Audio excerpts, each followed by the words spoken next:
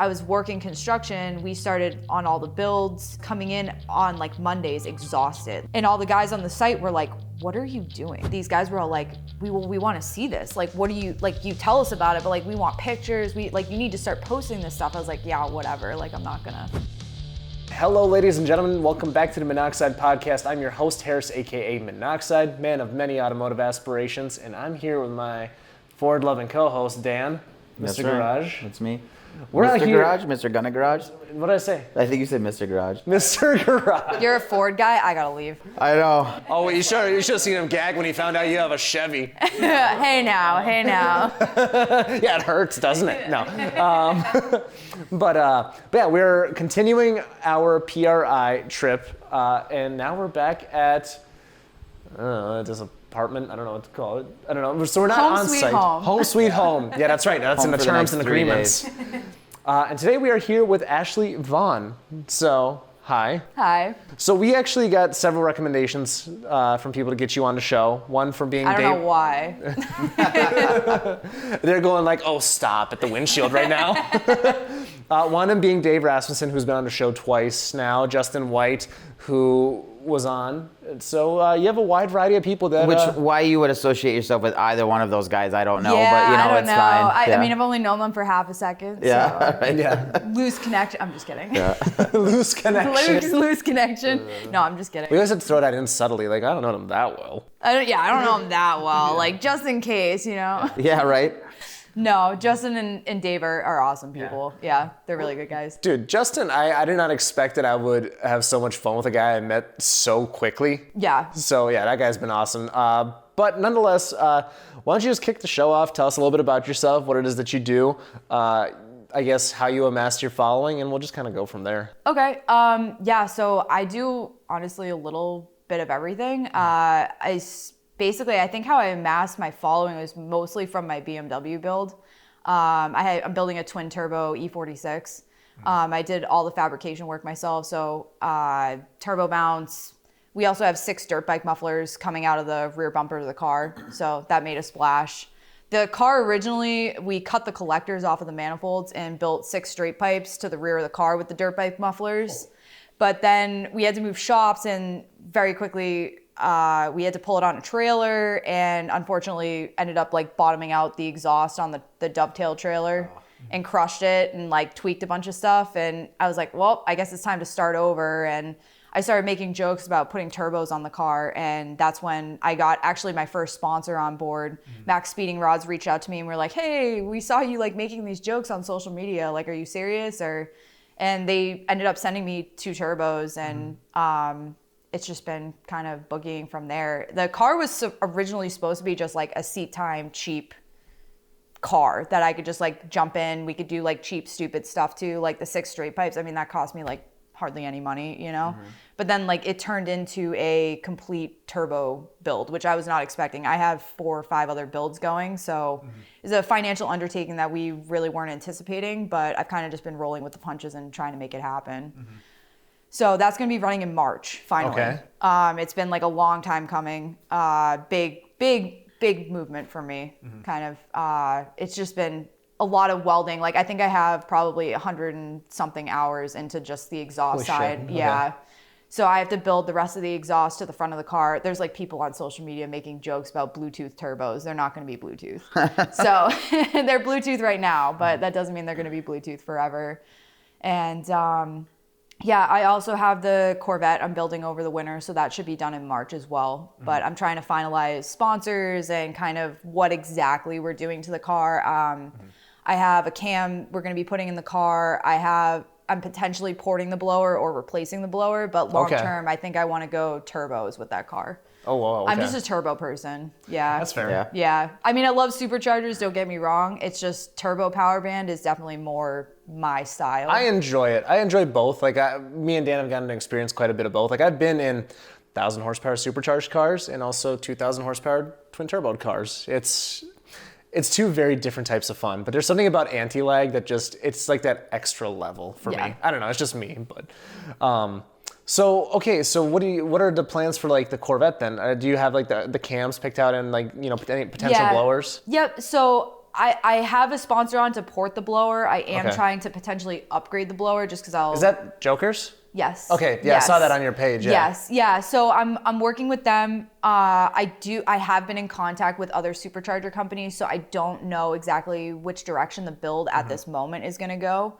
But worst case, I'll have Jokers port the blower and we'll go that direction. Okay. Yeah. But I have a stage 1 cam we're going to be putting on it. Justin will be tuning the car. Okay. Yeah. So it's a little bit of a spicy build, but not too spicy, just because. In its current phase. Yeah. So I'm hoping next phase we can go turbos and like build the bottom end and beef up the motor and just build it from there. But for now, it's just going to be a little bit spicy, not too spicy. I wasn't planning on building this car at all. To be honest, I bought the car to keep it stock. I'm seeing a reoccurring theme here, which is every car person alive, by the way. Yeah. I'm just gonna get a daily. It'll be fine. It'll be fine. I'm not gonna touch it.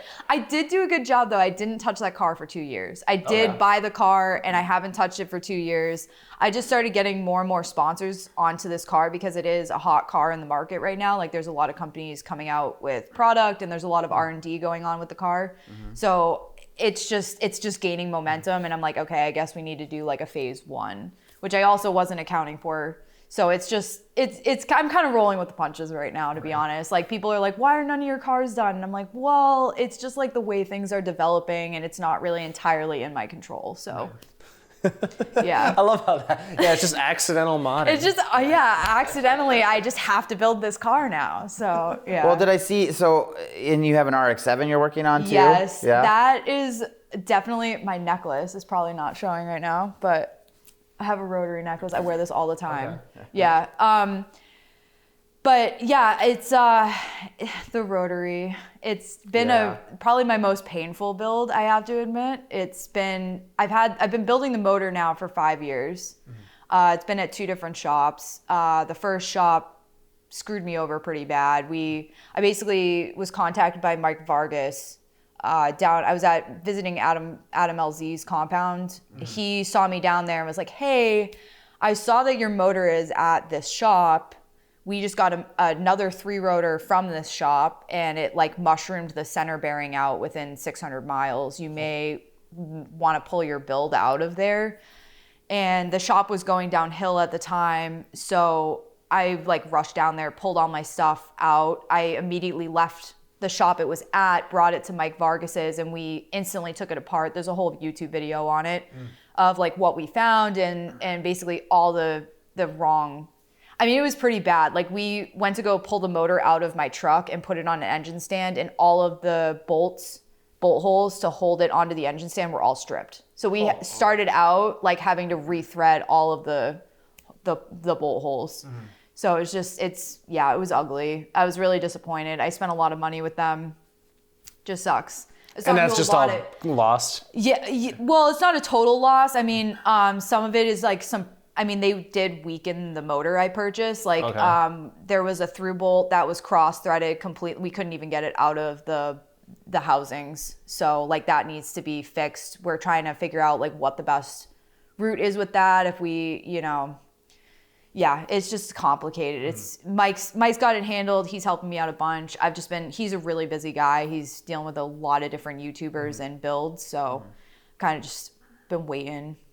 But yeah, eventually it'll get in the car. That's more of like my passion project, so I don't really mind that. As opposed to the other ones just being like, they're just, whatever. But no, I've had that car since I was 16. So it was like my first car that I bought, and I'm never going to give up on it, but it's just been definitely the most painful build, hands down. Well, the fact that you're not just LS swapping it too, that kind of, it's got to stand for something. Yeah. I can't do that. I can't bring myself to do that. Yeah. I'm a Chevy person, whatever, but like, I can't.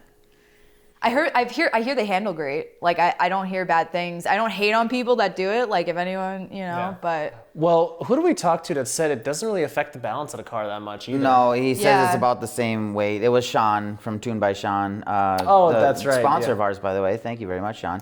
Because I asked him, we have a friend of ours that has an FD RX-7. Okay. And he just blew a seal. So he's trying to decide what he wants to do. So I was asking Sean, he's thinking about swapping, doing some stuff. And we were like, hey, what's the best? And he's like, LS. I mean, it's literally, rotary people kind of punish themselves. It's kind of a known thing. Well, the best bang for your buck is an LS. I hate to Yeah. say it. Yeah. You're spending a lot less money to. I mean, I think you could put a 302 in it too, but whatever. Small block Ford is still, they're comparable. But yeah. Hey, either way, I mean, the rotary stuff's just really expensive, and it's really hard to find the right people to. There's that too, build. right? Yeah. Yeah. But I feel like that's with anything. Like I was just talking to somebody. I was just at the ARP booth a second ago, and there was a guy there that basically same story, had him and a buddy who has a car at the show both got screwed over by the same shop, and I think it was BMW stuff that they were talking about, but I don't remember. Yeah. So It's it's such a not just weird- rotary stuff. It's Oh, yeah, everywhere. no, it's it's- rampant through the whole community. We've talked to some big shops, and the amount of like hacks that are out there is really sad. And people, you spend a lot of money with these people, and you just end up getting screwed. And then there is not a lot of like stuff you can do about it. It's No, like having people a end up just going contractor. and building it themselves. Like there's no other solution. It's basically I'm just going to take this on and learn what I need to know to. Yeah, unfortunately. I feel like a lot of rotary builders, that's where they basically end up. They end up just doing everything themselves. They'll start, it's Let's not tell like. Jay to DIY everything. Yeah. Yeah, there's a lot of good, like you can buy port plates and, go off of those. And there's a lot of good stuff out there for if you're going to do it yourself. But it's still nerve wracking. Like if you've never touched a rotary before, to go build a rotary from scratch and completely DIY it is a little nerve wracking. And you're like YouTube trained. Yeah. Yeah. Just a lot of Rob Dom videos. Yeah. Yeah. Yeah. Just pound some Rob Dom down every night. I'm excited for that. What is it? 12 rotor. 12 rotor. Yeah. I was watching a video He last freaking week. Yeah. catfished me the other night. I was like, we're going to hear it fire. And then I watched like almost that entire video, and then nothing happened. I was like, damn it. You're like another 30 minutes of my life. Right? Just that YouTube ad revenue. Yeah. Okay, so then does that cover? I feel like we're missing one in there. I also have a Duramax build going, Okay. and the Subaru build I don't really talk about. Oh yeah. But, You shouldn't talk about either of those last two, but Okay. that's fine. Yeah. Yeah, right. Just leave those off the table. Yeah. No, we're building a LS swapped all-wheel drive Subaru. Okay. Yeah. Shit. So we have a LQ4 in it right now from like just junkyard motor. We're planning on twin turboing it down the road, but that build's kind of way on the back burner. And then I'm building a LB7 Duramax as well. So we're hoping to solid axle swap that, and yeah. So I'm hoping. I was just talking to Borg Warner. We're hoping to do either a compound over stock setup or just a compound setup. Yeah. So overstocks, you're not doing injectors or any of that stuff? Oh no, or? we'll do injectors. Okay. Yeah. No, I mean like compound, like put a larger turbo over the stock. Oh, turbo. okay. Yeah. I get it, Sorry, I wasn't clear on that. Yeah. Yeah. I don't know much about my hate for GM runs pretty deep, so I don't pay attention to much of their stuff. Fair enough. It's a pretty known thing on this show, so it's if I'm giving you okay. shit, it's That's just where I come to level him out, where I'm accepting of all types of people. And then you get Dan over here. He's just, I don't know, fill in the word.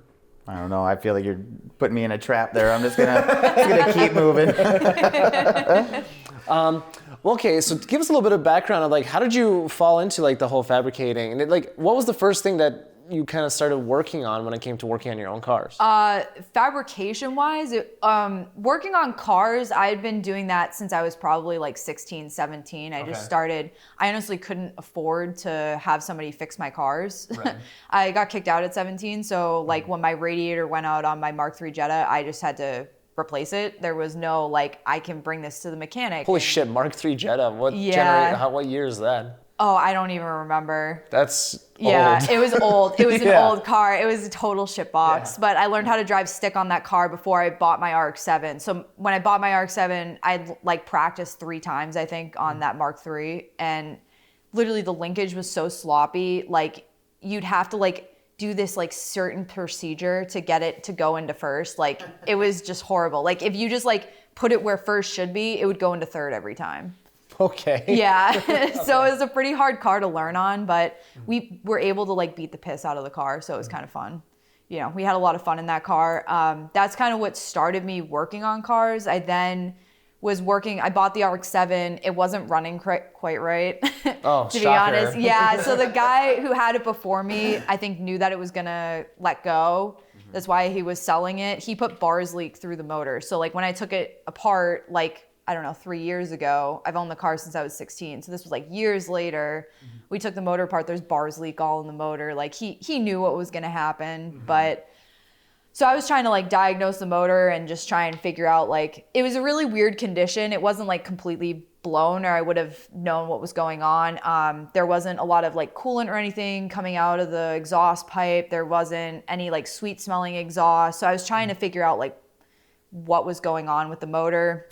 It took me a while, but I was buying parts for the car, and that's kind of what got me a foot in the door. Is I just like got cold asked if I wanted a job at this Mazda dealership I was buying parts from, and that's where I really started to like progress and like just learn automotive basics.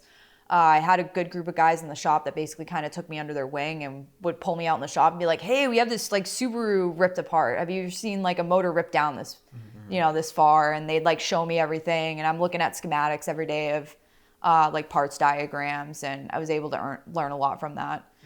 And then from there, like the fabricating, the BMW was the first thing I actually started fabricating on. I had like dabbled a little bit in MIG welding, but not much. And basically I bought that project to learn to weld on. So we had this crazy idea of doing the 6 straight pipes to the back of the car. And that was my first time MIG welding. And it's just practice. Like you just got to sit, and there's no substitute for hands-on just doing it. You can watch a million YouTube videos, but until you sit down and just do it over and over and fail over and over and over and fight through that, that's really where you learn. Was there some YouTube videos though, or like anybody who showed you at first how to get started? Yeah, so my boyfriend helped me a lot. He had practiced MIG welding, and then on top of that, just watching YouTube and learning from there. But no medals in high school or anything like that? No formal training. No, not at all. Yeah. So, and he just hands me the tools and is like, figure it out. Yeah. For the most part. So, yeah. That's cool. Yeah, he's like, fail until you figure it out. That seems to be a pretty reoccurring trend. Yeah. I mean, that's how you learn. You learn more from failure than you do from success. So, yeah, you just got to stick with it till you figure it out, which can be really aggravating at times. And half the battle with welding is like cleaning the metal. Like you spend more time, I feel like, cleaning and prepping than like all the pie cuts on that exhaust took me hours to just cut and clean, and then re-clean, and then start like tacking, and then re-clean again, and then weld all together. Well, funny thing, if you get your mandrel bent stuff from Hayes Performance, it comes pre-cleaned. Well, that would be nice. Yeah. Save you a lot of time there. Yeah, it would. I like don't normally drop ad stuff in the middle of this. It's just so natural right now. That was perfect. She hit 2 topics that were like right on the money for our freaking 2 sponsors. No, that was clean. That was good. Yeah? Yeah. Right. It was like a smooth pickup line, Yeah, it was smooth until he's like, yeah, I just picked you up. You know, that's yeah, that worked, right? Smooth is definitely how people describe me. I'm totally sure. Yeah.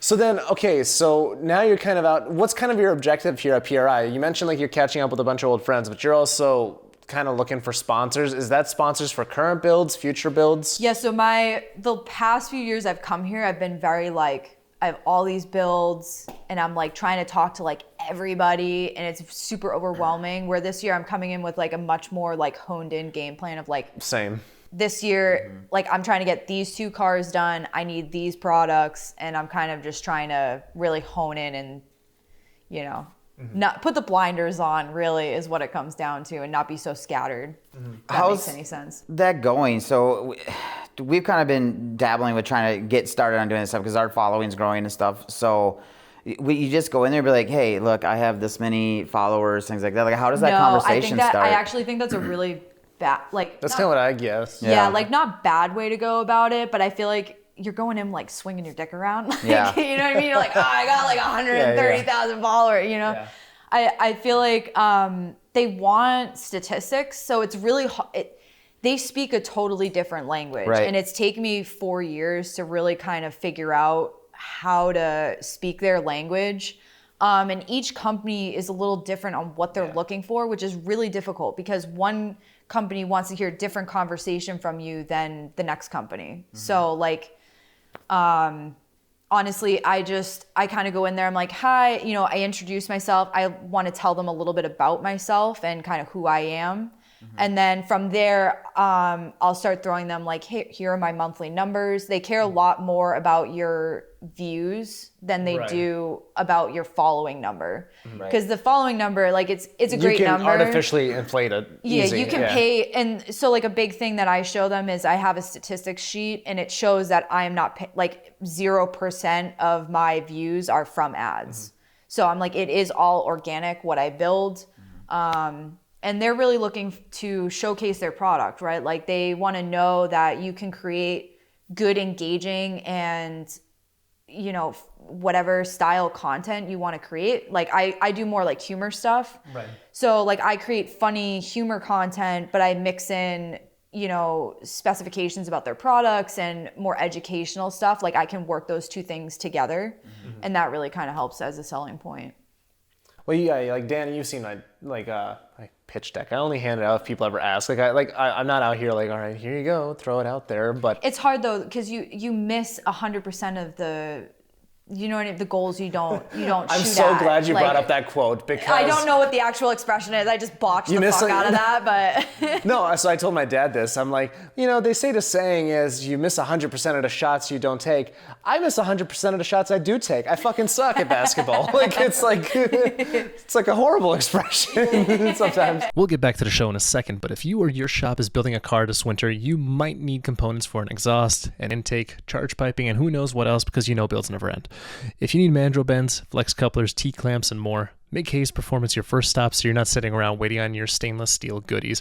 Check out everything they have to offer at hayesperf.com and use code Monoxide for free shipping as well. Let's get back to the show. We have this conversation often because it's, things are growing, but you don't want to come in there and be like, hey, I have like 100 views this month. Yeah. You still need to have something to show. So you got to build something first. Yeah. You can't just come into this thing and turn a camera on and be like, hey, give me turbos.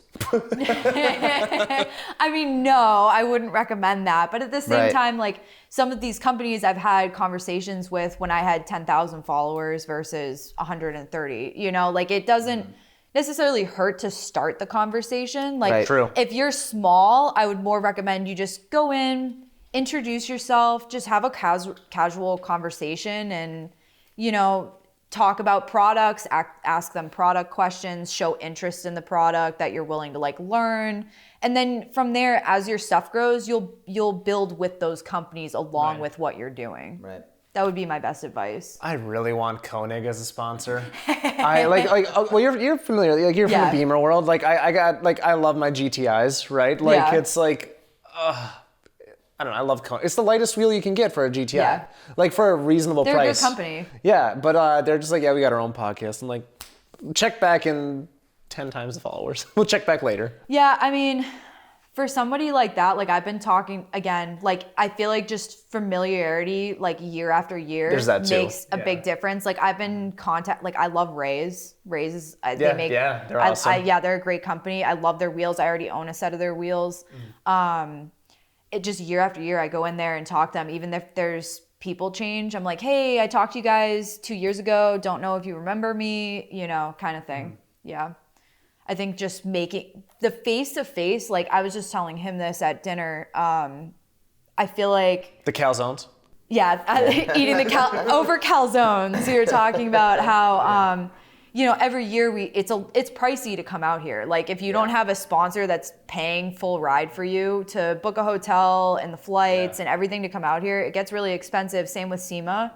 But the relationships and the face-to-face interactions that you get, I mean, they're priceless. So you can't You meet so many cool people. Like even in a hallway today, like Dan flagged someone down and it's like, all right, now we got a new best friend. Yeah. Like that's one thing about the car community, man. Like people are so willing to just talk and like have fun and just share stories.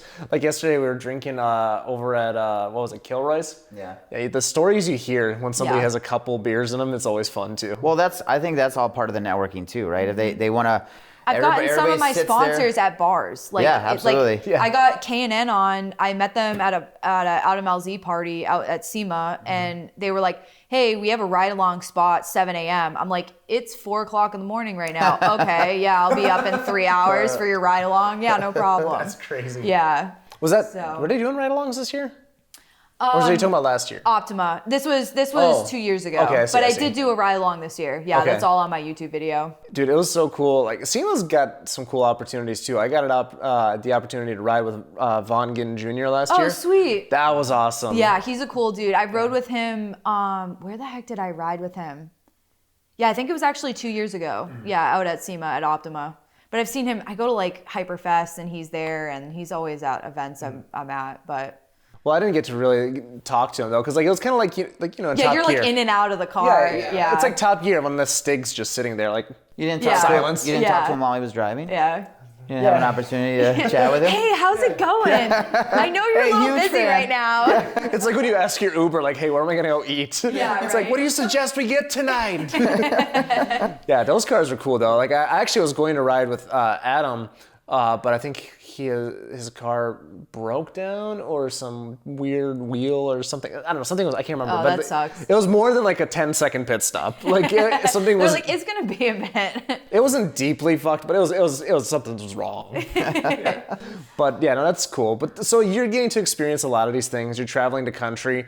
So what are like the typical kind of events you're attending? Is it more like the SEMA PRIs, the competition events, everything? So honestly, I've been a garage rat for the past few years, Okay. like just grinding on the builds. I'm hoping with these two cars running this upcoming season. the Beamer and the Vet. Yeah, so I'm hoping that I'll be able to do like the Corvette. I'm going to be building for drag and like road course stuff, and then the BMW is going to be drifting. So I'm hoping to get to some events and just start driving and competing and just see where things go. Start building it from there. Yeah.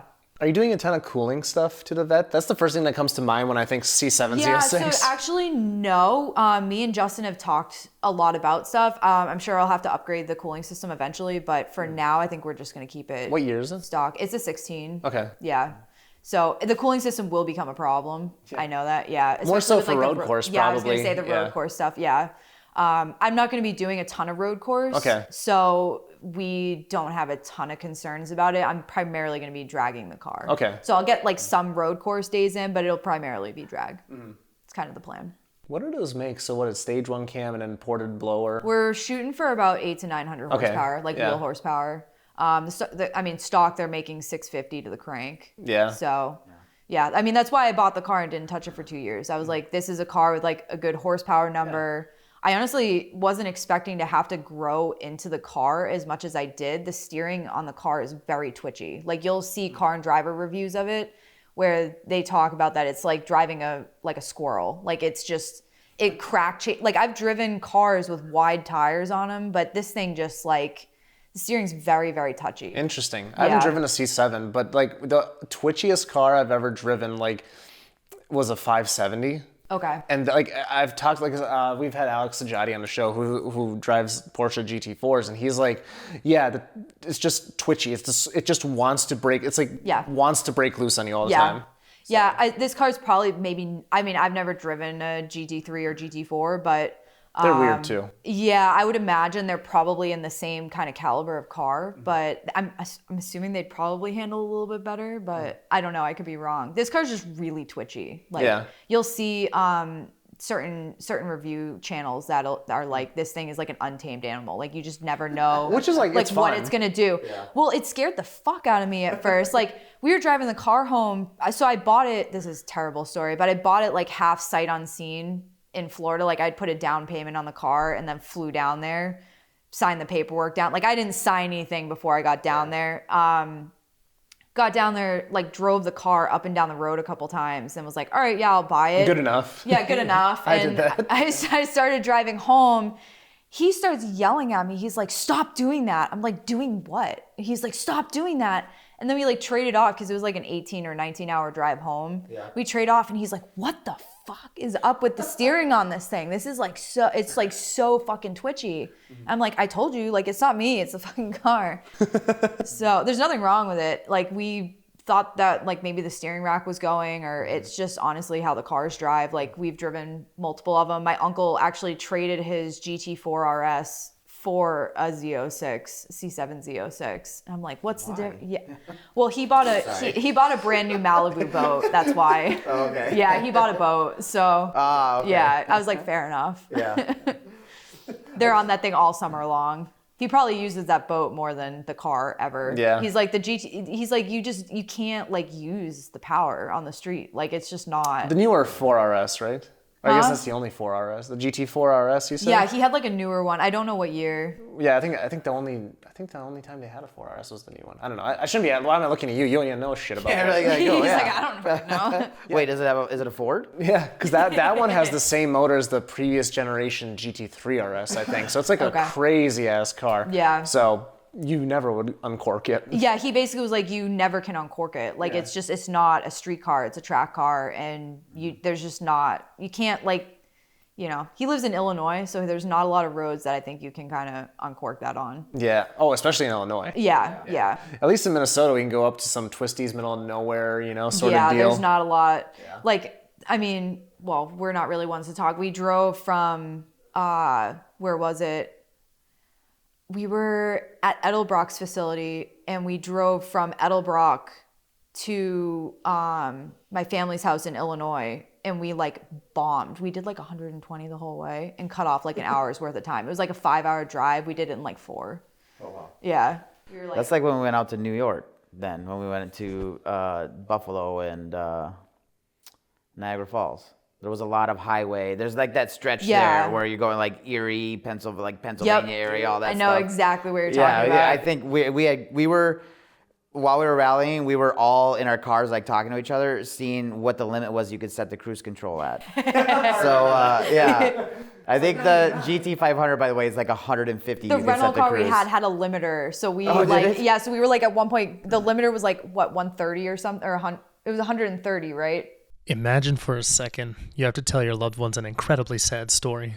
The story goes like this. You got all the parts you needed for your race car. You have put in all the necessary work to have it ready for the upcoming season, but you forgot the most important component of them all. You forgot to get an ECU. From tunedbysean.com, using code monoxide for 5% off site-wide on all Haltech goodies needed to have you ready for 2025. That's tunedbysean.com. Let's get back to the show. 150. No, but the limiter was at 130. Weren't we going downhill? 150. Oh, really? Yeah, so you could park it at the limiter at 150, but like the car has a speedometer like trap, and it'll set top speed records. And I set it going downhill pegged at 154.2. No one's gonna beat that. Like you would have to be flat out going downhill. To yeah. beat this record. Yeah. And the only that poor loaner car. I did 150 in that car for almost 3 hours straight. And like the only reason why I let off is because the oil temps are climbing so high, and I'm like, a 5.7 was it was like the Charger with a 5.7, and I'm like, I know the 5.7s have oiling issues, so if I keep going on this car, we're gonna blow this car out. Yeah. That's nuts. And then we were like, the car would set cruise control at 100, so we just like dropped it down to 100 and just cruised until the oil temps came down, and then just went back to. Then we were like 2 seconds from the hotel, and we almost got obliterated by a semi not paying attention. We weren't even speeding at that point. Like it's just happen of events. Like we were speeding, but it wasn't like 150. No, it was like it was like normal speeding. Normal speeding. Yeah, like doing 80 on the highway or whatever. Yeah. Yeah, that was crazy. Good brakes in that car. Yeah. No, I remember like we were doing 120, 130 allegedly. Actually, no, it's been long. In Mexico. Yeah, this is all in Mexico. It's all in Mexico. Pennsylvania. No, because that's like, so I used to run road rallies around the country, right? Oh, okay. So like we used to do, one of my regular routes was Minneapolis to Colorado. I think we ran it 2 or 3 times.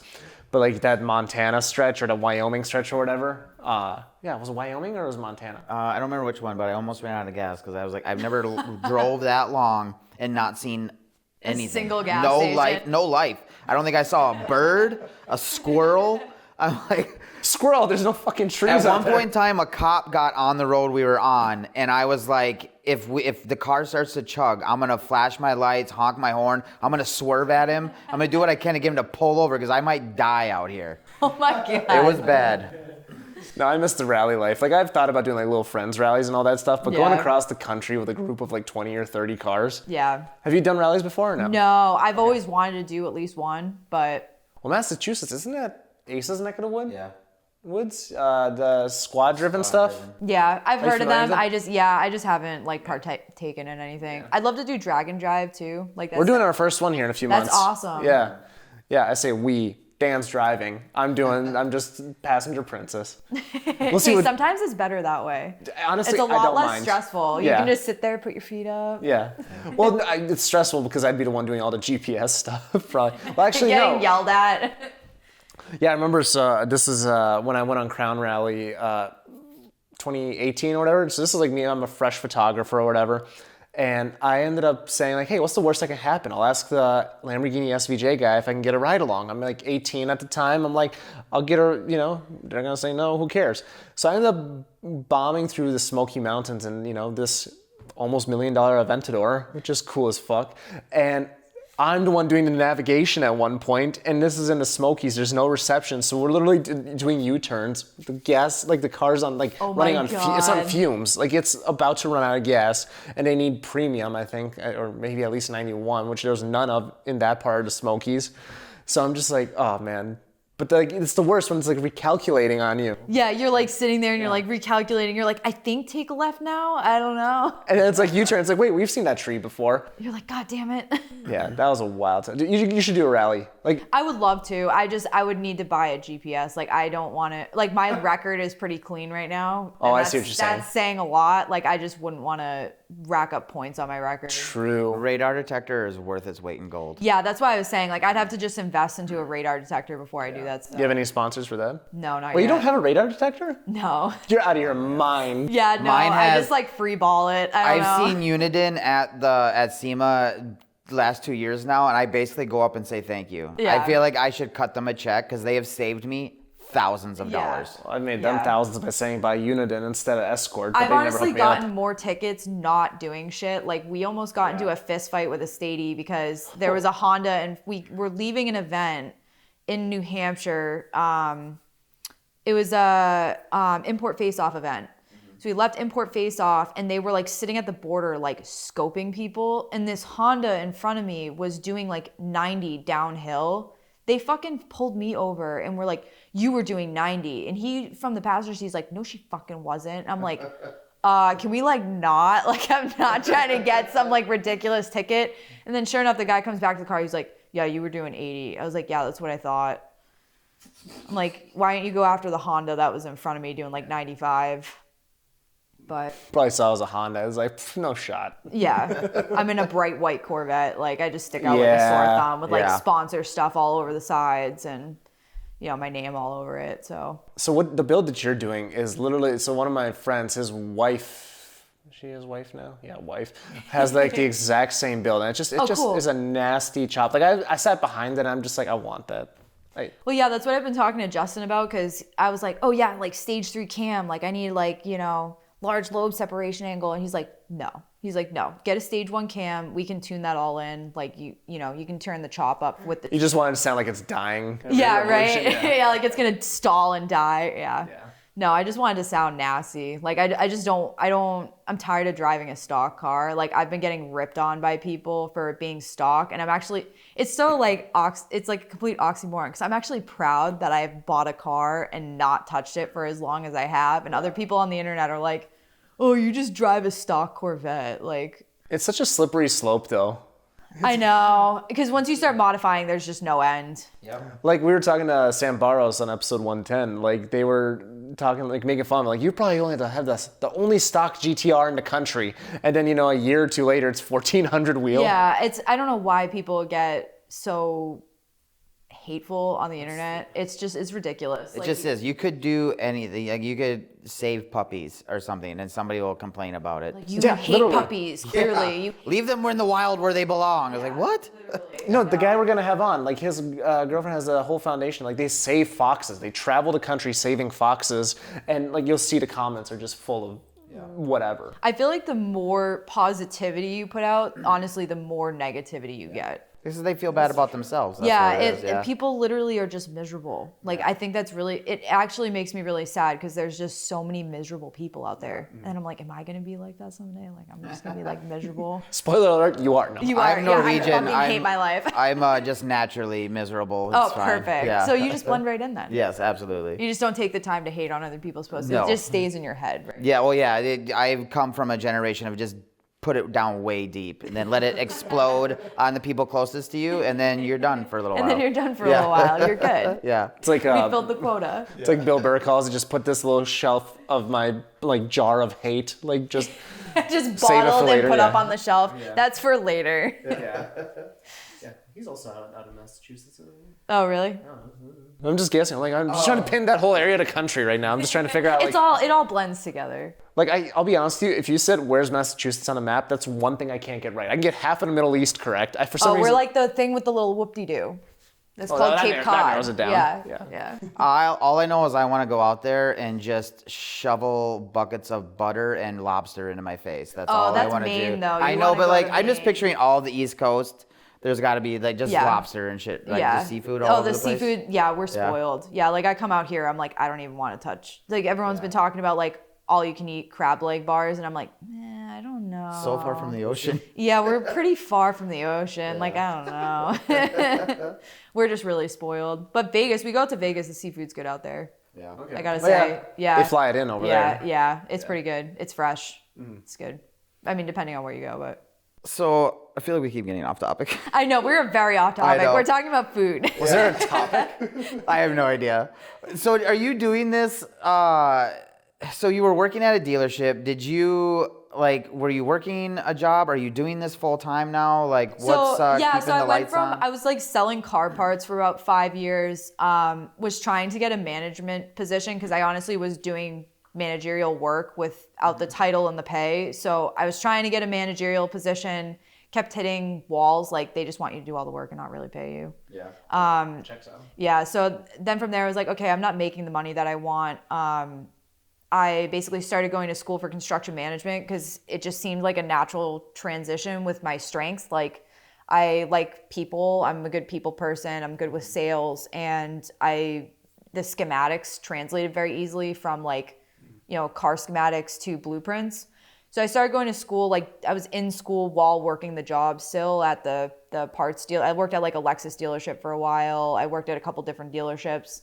Then from there, I ended up getting in a bad car accident. I got T-boned at like a intersection. The guy had a red light, blew 4 lanes of traffic and T-boned my car.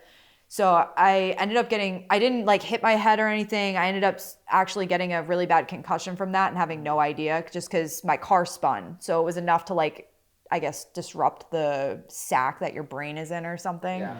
And one day I was driving to like my calculus class like early in the morning and I completely lost my vision. So I started having these like ocular migraines where my vision would go completely out. It'd be like full TV static. I wouldn't be able to see anything. Mm-hmm. So my teachers sat me down. They were like, yeah, you need to like take some time off from school. Like you can't. I was taking like 20 credits at the time, which is like 7 full classes. It's like more than, the dean sign off on how many classes I was taking. Just because I wanted to get through school faster. I'm a hard worker and I was pulling a 4.0 at the time. So then from there, I was like, I'm just going to get a foot in the door at a construction site. And that was like the first job site I was ever on. Super intimidating. Like being a girl on a job site for the first time, there is no like hand holding. Like they're like, here you go, you're on a construction site now. And the site I was on was very dangerous and very technical. So it was just a, hit the ground running kind of thing, which I'm used to. It really wasn't, anything terrible. But so yeah, then from there, it was really funny. What started so I hated social media. I don't know if you guys know this. Like I was like anti-social media. When I was working at the car dealerships, I would used to tell people, like I have friends still that I talk to. They remember me saying this. I was like, I will never own a selfie stick. Like selfies are like the stupidest thing ever. Like I was like so anti-social media, anti like that whole culture. And it's just so funny because I was working construction. We started on all the builds and I was coming in on like Mondays exhausted, like to the point where I was borderline not functional. Mm-hmm.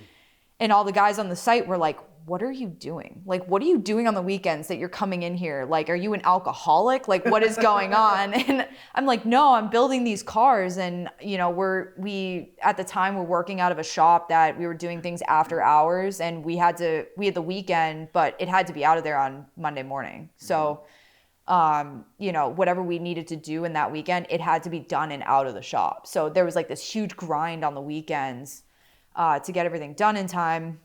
So I was coming to work like completely we had been in the shop till 4 a.m. every night, like 3 hours of sleep, just beat. I was like so beat. Like I was like a zombie when I showed up for work, and these guys were all like, we want to see this. Like, what do you, like, you tell us about it, but like, we want pictures. We like, you need to start posting this stuff. I was like, yeah, whatever. Like, I'm not gonna, they're like, no, you can make money. And I was like, yeah, okay. Yeah, you can't make money doing this stuff. Like, and then COVID hit, and my job site shut down. I was right outside of Boston, so they shut down for a while. And then once I got back off of quarantine, I kept getting exposed and put back on quarantine. Like I'd come back for like a day, get re-exposed, and then sent back home. And I was going like stir crazy at my house. So I was working on the projects. I was like, like maybe I'll just like try recording stuff. And oh my God, my first content was terrible. Yeah. Like, I don't know if you... It's still up there. Like, go look up the ghetto tripod video if you haven't seen it. Yeah, I spent a day and built a tripod out of like 2x4s because I was like, I have no tripod, and I built it out of a Swiffer and 2x4s. And then I like called my dad, and he's like, I have one of those in the basement. I was like, well, I just spent all day building a tripod out of 2x4s, but cool. Yeah, and that was my first YouTube video. It's pretty pathetic, but. Yeah. Well, at least you keep them up there. Like I keep all mine up on the various YouTube channels I've attempted over the years too. Like I got some like when I was like 12. I just like try to like motivate. I literally keep them up there for other people. Like I hate watching them, but you have to go back and see where it started. Yeah, I think it's important for other people especially to see where you started, and like that's where everybody starts. Like no one is perfect, and I don't know if I built a tripod, but you're probably better off not building a tripod. I don't know. I think the one you built might be better than some of the ones we have. So I don't know. There's been a lot of building and rebuilding things over the years. Yeah. Like you have to realize, like I'm the guy that I took, like those chairs that swing. Oh, like the ones you like out on a porch or something? Yeah. So one day our snowblower ran out of gas, and I had a Jeep Gladiator at the time, and I had my toe straps. I'm like, you know what I'm gonna fucking try? I'm gonna, throw the toe strap on, put the chair upside down, and had my brother sit on the chair so there's weight on it. It fucking worked. Our neighbors, I mean, it was perfect. That's hilarious. So that's the type of innovation I do, and that's why I totally agree with the Swiffer ghetto tripod. I mean, it worked. It wasn't perfect. It worked, exactly. It worked, but yeah. some people just have a like mechanical. So you were saying that like that when you went to construction, it kind of checked the boxes for things that either interested you or you thought you'd be good at. I started off my business in doing satellites, and I had an employee one time so we had to put together mounts on roofs, and he just couldn't figure out where the lock washer would go. And I'm like, I would find it on the head of the bolt, and he would have the nut screwed on. I'm like, and then I explained, I was like, here's how the lock washer works. It pinches in here and it keeps us locked into place and it won't shake loose, all this stuff. And every time, lock washer on the bolt side. I'm like, what are you doing? So some people just have like, well, that's pretty important. Yeah, I thought so too. I'm like, this is what locks everything on here. That's why it's called a lock explaining washer. the logistics of how it worked to him would have, but it just didn't, nothing. Like they just don't either give a shit or like some people just literally couldn't take something apart and put it back together. Just can't do it. Yeah, I mean, I wouldn't say that I'm like mechanically naturally inclined. Like you should meet my dad. He's probably the least mechanically inclined person. One of the least mechanically inclined. Like he's really good at other stuff, but when it comes to like mechanics and power tools, like I get nervous when he picks up a power tool. Like I'm like, let me chaperone you or let me just do it. But like I've always just had a passion for cars, and it always seemed really important to me to know how to work on stuff. Like if you ever broke down anywhere, like I don't know, I guess that was just always a priority of mine. I had really bad colic when I was a kid, and my dad used to drive. The only way I would sleep is him driving me around in his old air-cooled Porsche and like bottle feeding me out of there. So I think that had something to do with it. Speaking of air-cooled. I know, right? The air. But yeah, I think that had a lot to do with it. And like me and my brother used to just fight over Hot Wheels and all, Power Wheels and all that kind of stuff. And my mom tried to get me into like Barbies. I remember this one day, my mom's gonna kill me for talking about this, but I really don't care.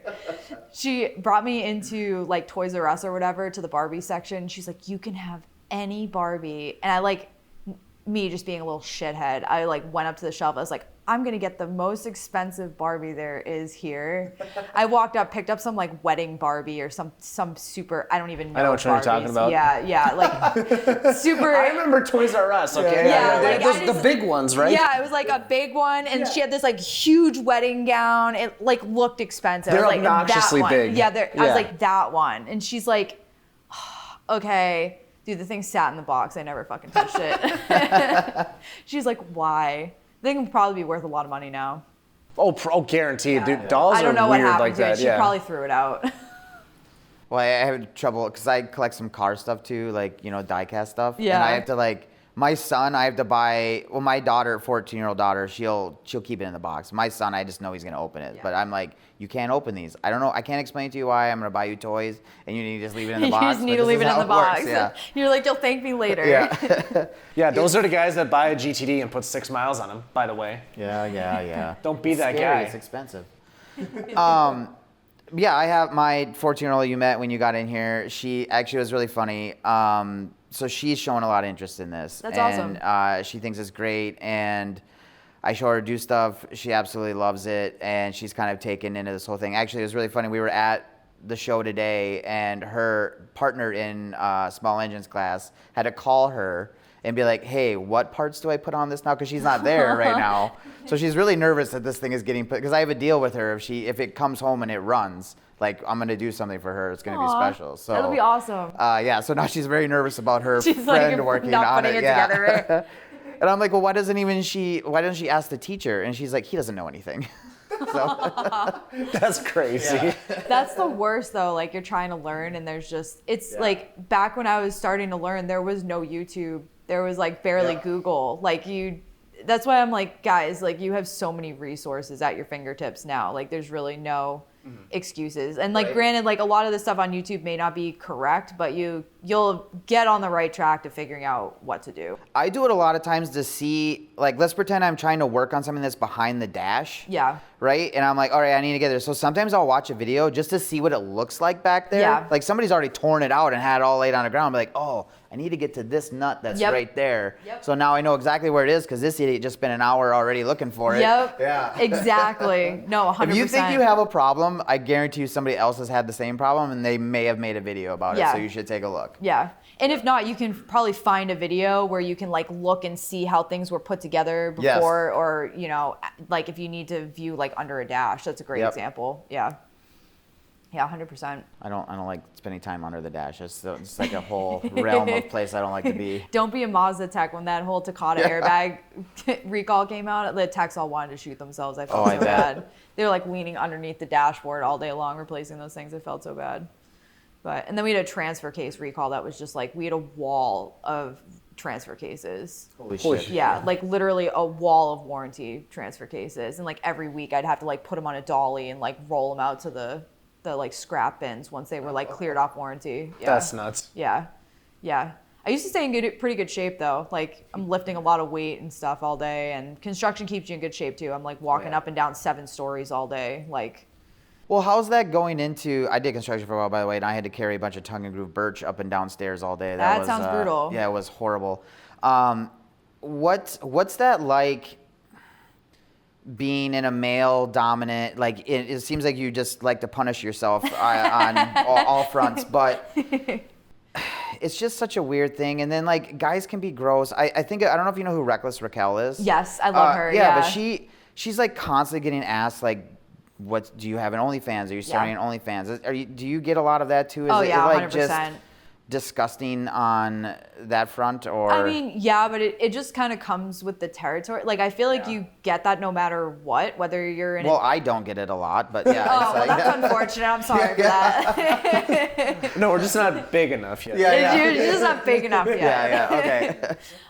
Yeah, I mean, I've gotten that. It's kind of unfortunate because I started this like before OnlyFans was even a thing. Right, So, I mean, before that, it was just people asking for nudes, like straight up in conversation. You know, Just right to the point, huh? Yeah, just right to the point. Yeah. Like, The old school, the traditional way. traditional way. Yeah. Or The you just poke get on Facebook. Yeah, or you just get the unsolicited dick pics, like straight, no hi, no hello, Oh, really? no how's it going, That just one like boggles my mind, straight like, here's my thing in a photo. Guess you never know when you're gonna fall in love, right? You just never know. Yeah, this thing's like bent 90 degrees to the left, and you're like, oh, that's it. That's the one. This is the one. This is the one. Yeah, no. It's, I just think like on social media particularly, it's like you must Well, I feel like there's actually an assumption base to it now. Like if you're doing social media and you're a car girl, I feel like it's just an assumption that you have an OnlyFans. And I don't think that's entirely like guys' fault. I feel like I feel like 90% of the girls that do car content have an OnlyFans. Like it kind of. Do you think they're trying to, I think it's kind of simmered down in the last like year or two, but do you think there was like a point where they were trying to catch the car wave, like as a trend, try to get for 100%. clout? I think, but I think those girls, it becomes pretty obvious if they actually work on stuff or not. Right. Like, I mean, some guys don't care. They didn't build though. six independent straight pipes out to the back of a BMW. Well, I try, like I'm doing this because I want to learn and progress my skills. That's what's most important to me. Like being a pretty, face on camera is just not really where my priorities are. Like, okay, that's like a nice added thing, but like, it's not like, that's not where I take pride in. Like I take pride in my work and progressing my skills and picking up new skills. Like in the past, like 5 years, I've learned how to paint. I learned how to weld. I've picked up multiple different skills where like just being a pretty face on camera, like that'll fade. You know what I mean? Like that's just not what's important to me, I guess. If that makes any sense. So what about on like you brought out the dark side of it, which is literally any existing male out there, unfortunately. What about like the positive side? I'm sure you've seen a lot of positive reactions from people or people reaching out. Oh yeah. Right? Oh my gosh. Yeah. I like half the reason I keep doing social media is because of all the awesome people that I get to meet and talk to. Like they're just, and two, like I feel like I do make an impact. Like I know that may sound kind of stupid and cliche, but there are people that like my brother committed suicide and I've had personal conversations with people, even if it's just like casual conversation about cars, they'll reach out to me like 2 years later and be like, hey, like that night, I reached out, like I was really having a difficult time and like you made a difference. Like you were just someone to talk to. And that was like, thank you for that. And those are the conversations that I'm like, okay, I'm making some sort of a difference or there's some positive impact that I'm making, you know what I mean? Yeah. And just people are just great. Like I love talking to just various people and hearing their stories and it can be overwhelming at times. Like when things were like blowing up a year or two ago, it was like I was just getting so inundated with messages, but it's calmed down a lot since then. What was happening 2 years ago? I guess what was blowing up? So like 2 years ago, I basically went from 30,000 followers to 130,000 followers in like 60 days. Oh, wow. Yeah. So it was like insanity. Like I just couldn't keep up with stuff. Did you have a video that went kind of viral? Is that what, do you have any idea? It was like multiple viral videos. It was a weird time. I know what you're talking about. That's when I went from 6 to 30,000 too, in like that weird time frame. Yeah, it was right around when TikTok was like, when was it? Yeah, it was like kind of around when like TikTok had just come out and like Instagram and Facebook were starting to try and like compete with them. Then YouTube had just come out with shorts. So it was like a very hot time for like short form content. I had like basically dropped YouTube altogether to just focus on short form. Okay. And that's kind of what I'd been pumping out short form content. And that's really where it came from. Yeah. So I noticed you posted a SEMA video last week, 2 weeks ago? I put out 3. 3, okay. Yeah, I got out 3 this year. I don't know how. I'm going to be honest with you. So are you trying to do more of the long form sort of stuff? Yeah, so okay. I'm much more, I just enjoy it a lot more. I like the editing. It's like a love-hate relationship with editing. I love it, but it's just so time consuming. Yeah. So I am trying to put a lot more effort into the long form content now and just making it better. I think I've had a lot of positive feedback of people saying that they can see the difference. Like they've come a long way from like where I started, the ghetto tripod, to where I am now. Well, I was looking at some of them. You're in that like 12 to some of them look like one of them was 30. Do you have like a limit where you try and keep yourself at, or is it just you're trying to get the content? So I'm trying lately to play more. It's so sad because I feel like if people could just create, it would be such a different environment where like the algorithm just takes such a you have to take a very different approach, and I have to make very different decisions on like so I put out 3 SEMA videos. One of them did really well. Actually, the first 2 I put out did very well. The last one I put out is like kind of struggling, and it's it's like a 20-minute video. So part of that is because the algorithm, there's 3 different really important metrics. I don't know how much research you guys have done or if you play into this at all, but like from my understanding, there's 3 very important metrics that the algorithm on YouTube looks at. One of those is your average view duration and your average watch time. So like say like people on average watch your video for 4 minutes. Well, if you make a 10-minute video, that's going to be a much larger percentage of that video versus if you put out a 20-minute video. So like, part of the reason I think that video is not doing well is because the average watch time is good. It's like 6 minutes, but it's a 20-minute video, where if I put out like a 10 to 15-minute video like I normally do, it'd be pushed out a lot more. I've definitely noticed that. Well, especially like the retention one. That's when I realized, like, depending on who we have on as a guest and how in-depth the topics are, and mostly how the episode starts too, like the first like 20 minutes are a big indicator of like the next 20 minutes of retention, which is cool. Like it's like, for example, I actually did it for the Justin White video. I put in an intro, like, you know, like coming up soon sort of deal. And that rocketed like my retention. Really? It was like a 30% increase over any previous video. Oh, wow. That's awesome. So it's cool. Yeah. Like stuff like that, I would double down on. I'd be like, okay, this worked. And I would start implementing that on like, if not, maybe not every video, but. Well, it's going to be, that's the other thing. You have to do it long enough to know if it works too, right? Yeah. Cause it could just be like a one time this worked on in this specific scenario, and then the next video it flops and you're like, oh, this killed my watch time. Maybe they like Justin's face. Yeah, that could be. He does have a very cute They love face. listening to Ed talk about beige. Yeah. Did you meet Ed as well then, or no? I think maybe briefly. He was in the. Was he the co-host? Yeah, he was on the podcast thing with you too, wasn't he? Oh yes, the Vet Labs guy? Yes, yeah. I'm sorry. Yeah. If you said Vet Labs, I would have been like, oh yeah. That's right. Yeah. Yeah, no, he's a hoot and a half. Yeah, no, he's hilarious. I bumped into him today, actually. When we met them at SEMA, like, I was like, wait a second, you think you love me? Because he was talking to me, and Dan was like getting drinks or whatever. I'm like, wait till you meet this fucking guy. Like, they started bonding, like, because he used to have like 13 Fords at some point too, or whatever. I don't know, man. It's so weird how we're like this one big happy community. You can go, or I shouldn't say one big happy community. There's a lot of shit people too. But well, I was gonna say that earlier when you were talking about it. Like, I feel like the car scene has changed like so much from when I was 16 to how it is now. Like, I feel like car shows now are just like this giant dick measuring contest, and everyone's just like showing off. It depends where you go too. It does depend on where you go, but like when you kind of rise, like not above that, but you find like better shows or better people, like it's the community is still there. Like, I know the community gets a lot of hate. There's like this whole takeover scene, whatever.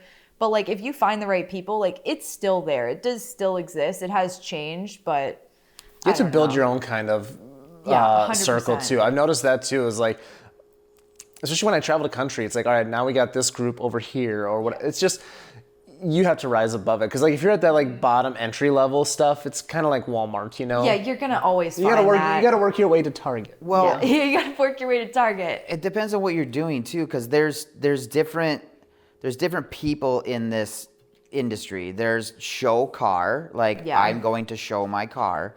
We've had way more success and more fun at events where you're doing something with your car. There's people who like to show off their car. Yeah. They take it to get ice cream and then they park it back in the garage. Yeah. I want to go beat the shit out of my car. I want to do stupid stuff. Yes. I want to do burnouts. I take it to the track. And that's where I think those are the people we click with a little bit more. Not that we don't love show car stuff, and we go to plenty of shows. 100%. I just feel like it's been a flooded market, and you see a lot of people complain about that. If I have a pair of New Balance shoes and a lawn chair, I pull out of my trunk and I just sit next to my car, then that's where it ends. Don't forget the jorts. You need some the jorts. Yes. Some cargo shorts. Yeah. Yeah. So I'm just, I'm always the old one in this group because I'm 42, but at the same time, I want to go, I get excitement from driving the car. That's why I have it. Never gets old. Yeah. Yeah. I feel like we're awful people when we talk like this, by the way, because like it's Minnesota wintertime now. Yeah.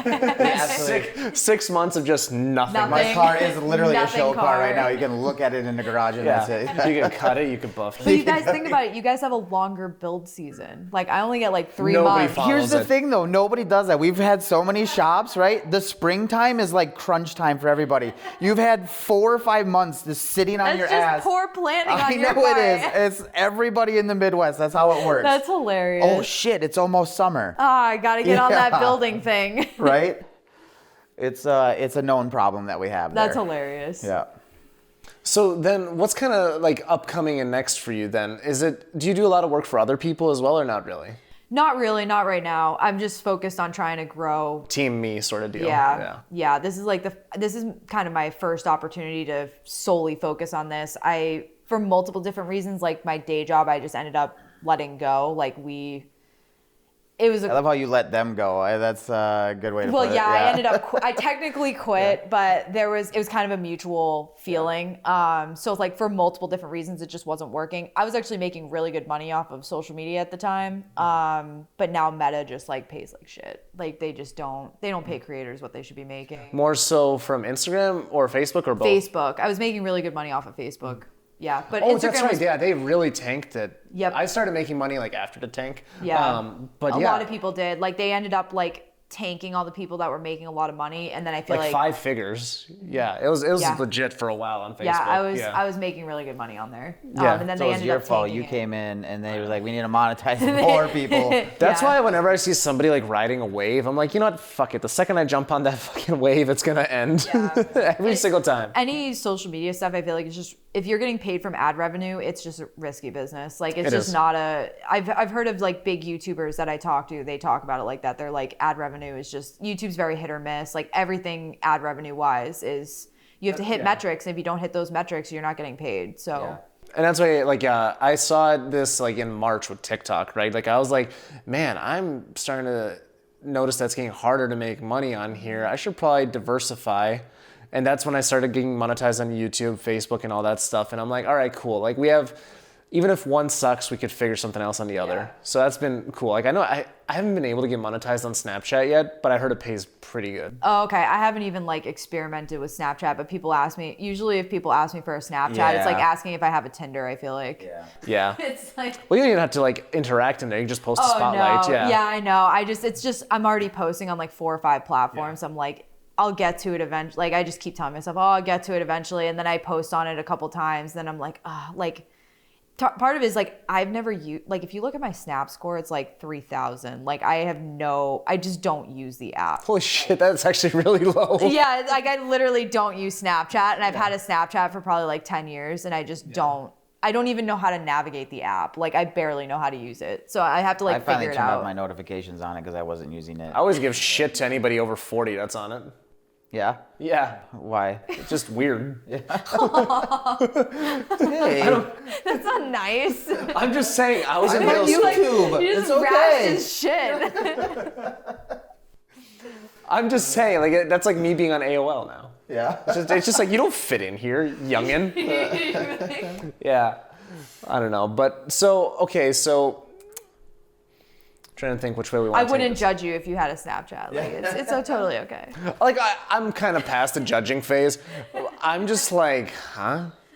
Well, I was using it because it was easiest for me to like grab a video and do it, and it's not. I am horrible at it. I tried to like. Well, it's like you can just like record. It's like adding an Instagram story, but it's easier. It's like faster and easier. You just like Yes. record and it like just posts your story or whatever. It's not technically called a story, I don't think, but it like posts your whatever you call it. I've just decided that my contribution to the internet is I just bring my sparkling personality and I let him put it on the Fucking internet. mint, dude. He doesn't even look at the highlights. No.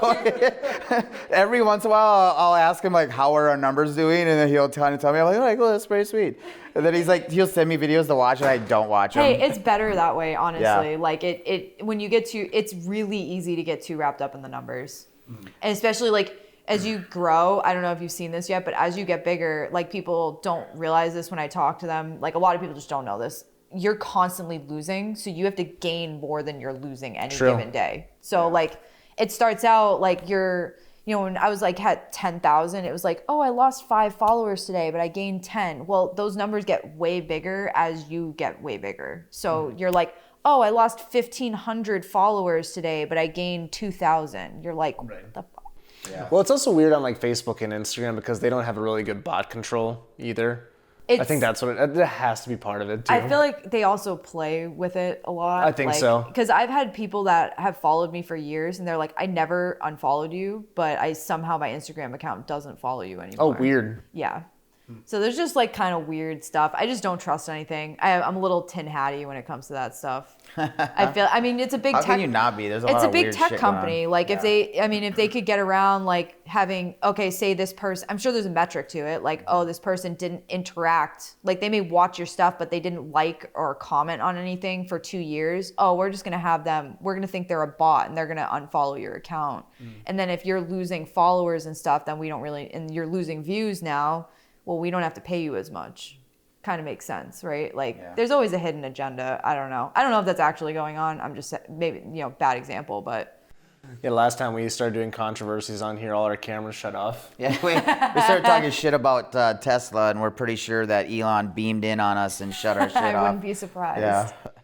So during like your journey of like whichever car, was there at any point you're just like, fuck this car or fuck doing this? Or were you always pretty passionate about it? No, I've always been pretty passionate about it. I think the RX-7, I had close moments with that. Like the shop I brought it to. Every person ever said. No, this shop put me through hell, dude. Oh, like yeah. the emotional like roller coaster that this brought me on, I just was like, I don't know if I can keep going like doing this. Like this is just I just have like such a passion for that car because it was my first car. And then to have somebody like completely not only screw me over, but then accuse me of like stealing and threatening to sue me. Holy shit. And like it getting to that level, I'm like, all this over a car and a motor. Yeah. Like it just seems, in the midst of like losing my brother on top of that, it was just like so much all at one time. I was like, this may like break me. Like that was like the first time I'm like, I don't know if I want to do any of this anymore. Like, I don't know if I really want to keep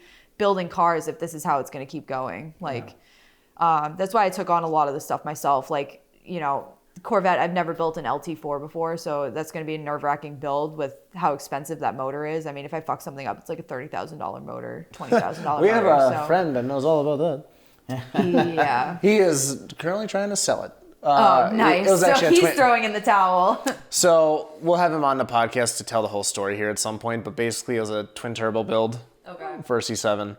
Lots of issues, more issues. The issues were fixed. I was in the car when the car lost power completely. Ooh. Like it was really rough. Now he parted it out. So the twin turbo kit, which was a part of, it was a world record kit that was on that car. Wow. It came off of a world record car. And now it's going on to somebody else's car. So that sucks. Well, I'm gonna need to know like what kind of issues and. I think it was a torque tube problem.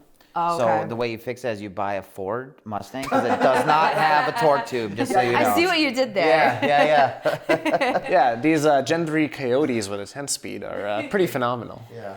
Which, by the way, is crazy. By the way, like how little money you have to throw at that platform to be running threes. I know. Are you a draggy racer at all, or not really? Like I'm kind of a noob when I've been. There's gonna be so much drama if you get into that. They're so extra on that forum. I feel like it's extra everywhere now. Like I was in the drift scene. Like drifting is kind of what got me heavily into cars when I was like 14. I started going to FD events when it first came here. Yeah, I think I started going like 05, 06. FD came over here I think in 04. So I just was like hooked. Like it was just such a great community. I mean, not that it's not a great community now, but the pits were just so much more open. Like it was like you could go up and talk to any driver at any point. 90% of them were really cool and like very small because like it had just started over here. So it was just a really like cool, interesting community to be a part of. And I just was really hooked. I was like, this is awesome. Like these people are awesome. And well, with what drifters put their cars through, they got to have some sort of like, they've got to be pretty understanding. Yeah. Well, they still help each other out, which is nice. Yep. But that's pretty common amongst all car stuff, really. Like even like we do a lot of road course stuff, and it's like if somebody's hurt or broken or whatever, like everybody's jumping in to help get stuff fixed and get back out there. Yeah. So. Yeah, it's nice. It's we think that was part of our success out in Detroit too, because we were just talking to a lot of car people, and everybody was just so nice and inviting. And That's good. Yeah, Detroit was awesome. I cannot wait to get back out to Detroit. Oh, that's awesome. That was 5 for 5. Awesome. So I guess do you see yourself doing a lot more drifting stuff then? Yes, but I want to just make sure. I kind of want to do a little bit of everything. Like, I want to go to college a little bit, and like I was describing that to people today. Like, I want to go and make sure that drifting is what I actually want to be doing. Like, for all I know, I could get on the drag strip and be like, yeah, this is it. You know what I mean? So okay. I want to get seat time in a little bit of everything for now, and then hone in on, okay, this is like the direction I want to go, and just start, building a team. I'm going to need help. I can't do everything myself at that point. So I'm going to need a team of people and start building a team to get to the track and do that more frequently, and kind of just build up funds and sponsors and just keep progressing stuff. So yeah, I think next season's kind of going to be my experimental year. I may take another experimental year the season after, but then I'm going to start honing in on one direction or the other. Okay. Yeah. There may be some bucket list stuff. Like, if I don't get to do a drag and drive event, but I want to do drifting, I may take some time and go do a drag and drive event on the side or something like that. But what about a drift and drive? Have you seen those yet? Yeah, so drift week. The drift week stuff. Yeah, something like that. Yeah, I found out about that recently too. Yep. Yeah. Who is it that runs that? I think it's Aaron Lucy that runs a lot of the drift week stuff. But yeah, they're on drift week 7 or 8 now. Okay. They basically, they drive around. It usually happens in a different region every time. So some of them will be down in Texas area. Drift week 5 was up by me, in the Northeast area. So they basically drive around to different tracks and then just do an event at they'll be in the Poconos one event, and they'll drive to a different track and be somewhere else another event, kind of thing. Yeah. Well, that's kind of cool. That's kind of where me and Dan are in this journey too, is we're trying to figure out the things that we really like doing. I don't know, I think we both have a calling for road course.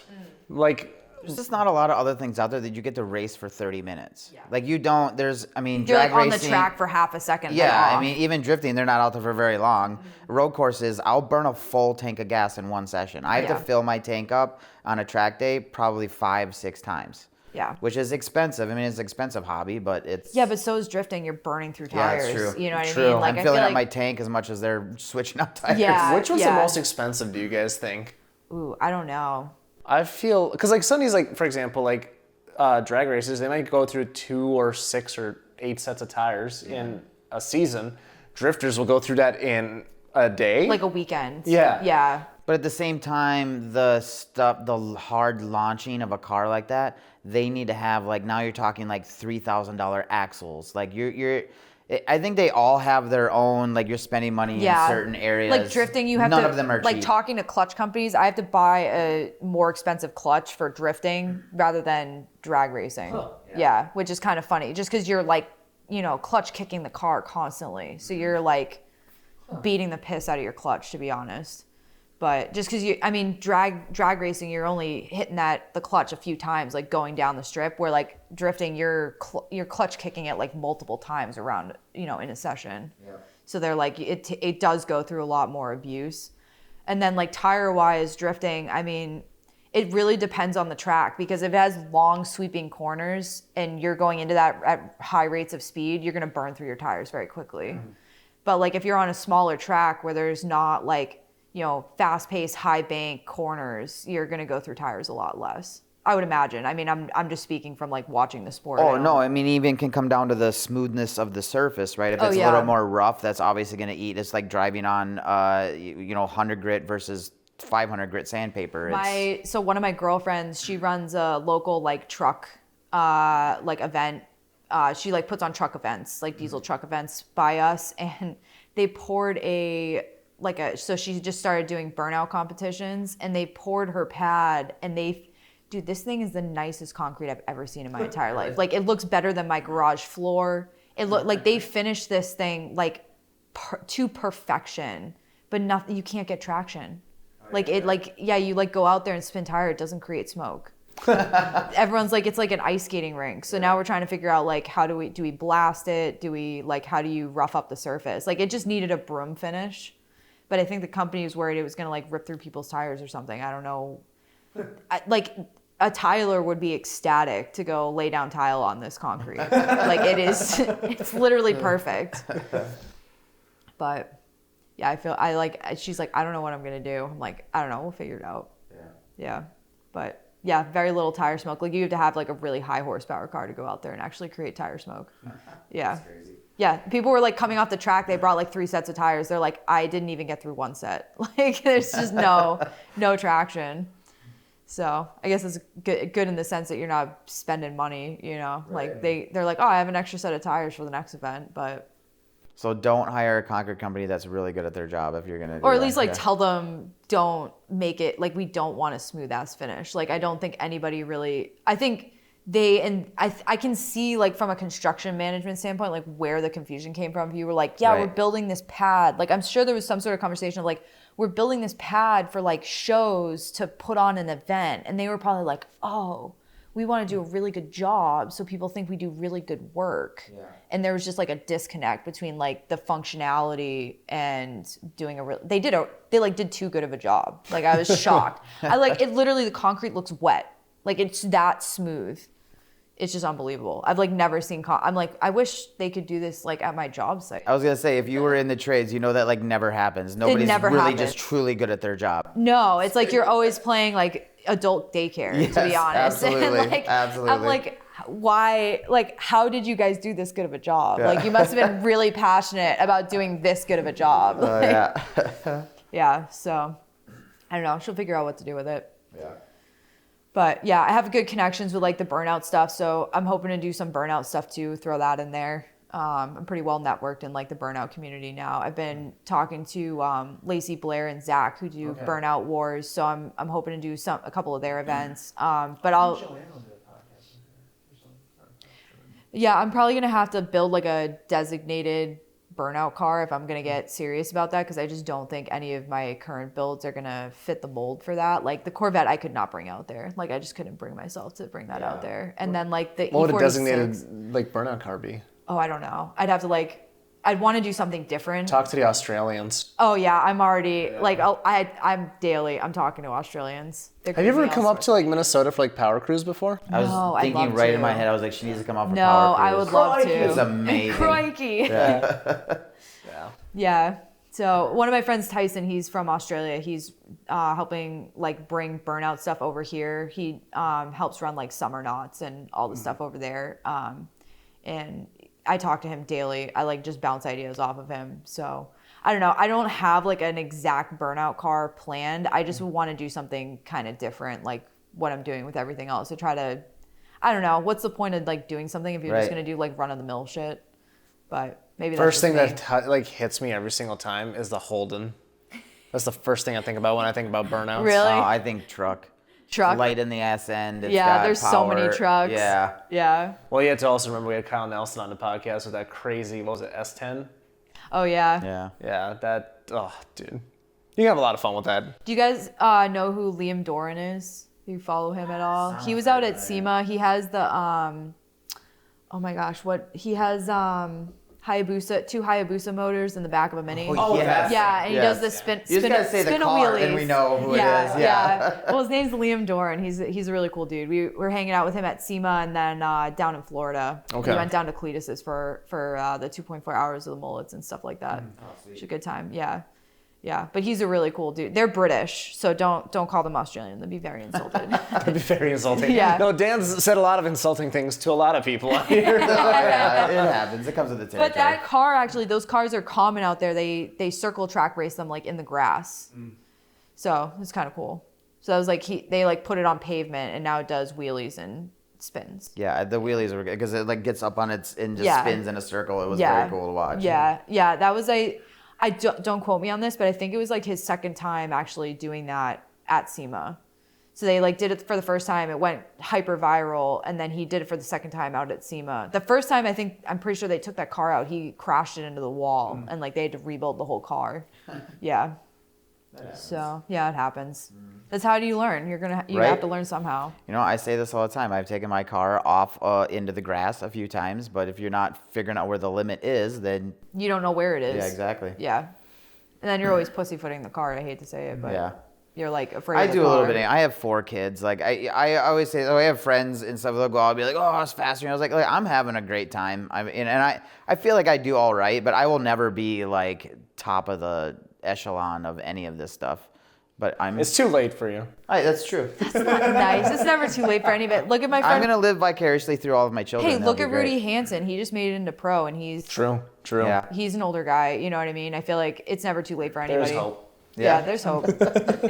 I'm pretty spry. Yeah, for an old KFC guy. got started at 74. It's fine. Yeah. Disney started at 60 or whatever. You've seen it. You know what I'm talking all about. those, Yeah. all those like inspirational quotes. Yeah. The ones that are built for guys like me that are Yeah. already old.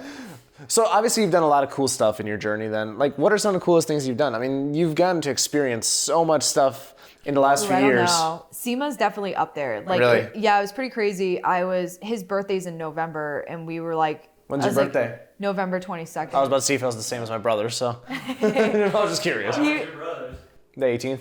Oh, cool. So not far apart. My wife Yeah. is the 13th. Oh, no way. So is my cousin. But hey, we're just giving out everything for the Wikipedia right now. Yeah, right?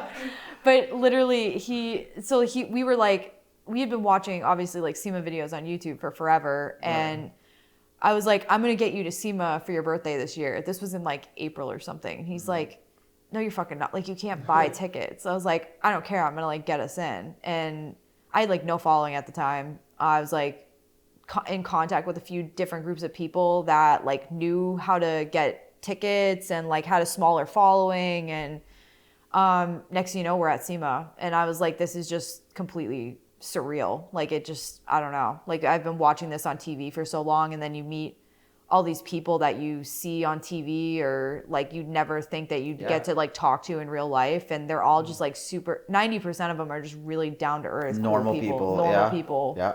just doing their thing. Like, I was talking to Farm Truck and Asian today, and they were giving me advice because I was like, do you guys ever like hit a wall and then you got to like get over the wall to take things to the next level, and you're just sitting here and you're like, what the fuck am I doing? Like, why am I doing this? And they're like, and Farm Truck looked me in the eyes. He goes, do you know how long I was drag racing? He goes, I was working my day job to pay for everything I was doing on the weekends, and I'm racing a pickup truck that's heavier than everything else out there. Yeah. And he's like, why am I doing this? Like, what am I doing? Why am I racing a fucking pickup truck? And he's like, you got to just stick with it and stick with it and stick with it, and eventually it works.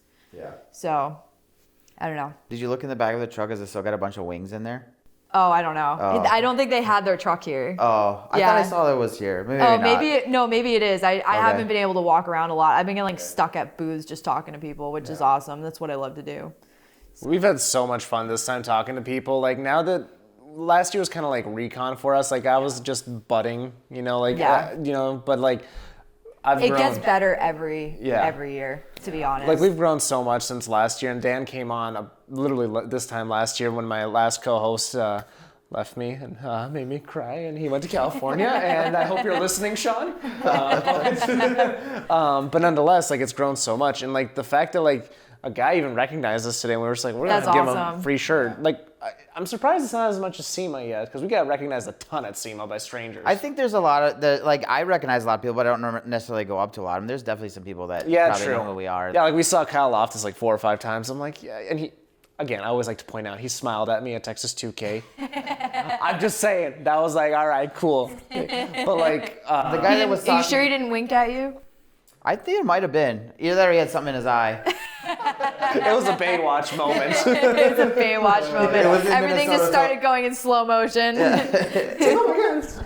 It was up in Brainerd, so it was a mosquito. He was like, Yeah, when they didn't cut the grass that weekend at the track, oh my God, God, that was horrible. miserable. Oh, that Yeah. sounds miserable. Yeah, bad. Yeah, it's Minnesota. We have quite a bit of variety. But anyways, back to the Kyle Loftus thing. But it's like I'm not gonna be like, all right, hi, you know, get a picture, you know, sort of deal. Like Oh, I would. I don't think they have any problem with that. I don't think I have a problem with it. But I'm also not that. Like I've never been a selfie guy. Like if you go through my Facebook, I have like no photos of me. I am this exact same way. Like there's times where I like meet people and I'm like, I should have like got a selfie. Like what was I even? Yeah. Like, this is like a once in a lifetime opportunity. And I just was like, yeah, hey, hi, I'm like so-and-so. And then you have somebody just yells across the hall, Bruno! Yeah. So I don't know. I used to watch Motor Trend. Now all of that stuff's dying. Like nobody I watches actual know. TV anymore. But Garage Squad was one of my favorite shows. Right? They go to people's garages and finish their projects. So Bruno Manzel and Christy Lee. Yep. And I am a Christy Lee. So I like girls in the industry because I have 3 daughters, and I just think it's super fucking cool. So I think Christy is awesome. And She's awesome. I've met her in person. Have you really? Yeah, I have. She's awesome. I got a picture of her at SEMA, and you should have seen him. Like, I don't know. I try to not, because we've been meeting some more like celebrities and type people, and you want to lose your shit. But I was totally like, Dude, he was freaking the fuck out. I was like shaking. I didn't know what to do. So I was like, all right, I'm gonna go get a picture. And Dude, I was like, I've never seen Dan shook like this in my life. Like, when I like, let me put it this way. If there was active gunfire outside, I'd be like, Dan, go take care of it. He'd be like, no problem. He couldn't. If you told me Christy was out there, I'd be like, oh, are you sure? Like, I don't know. My palms are already sweating.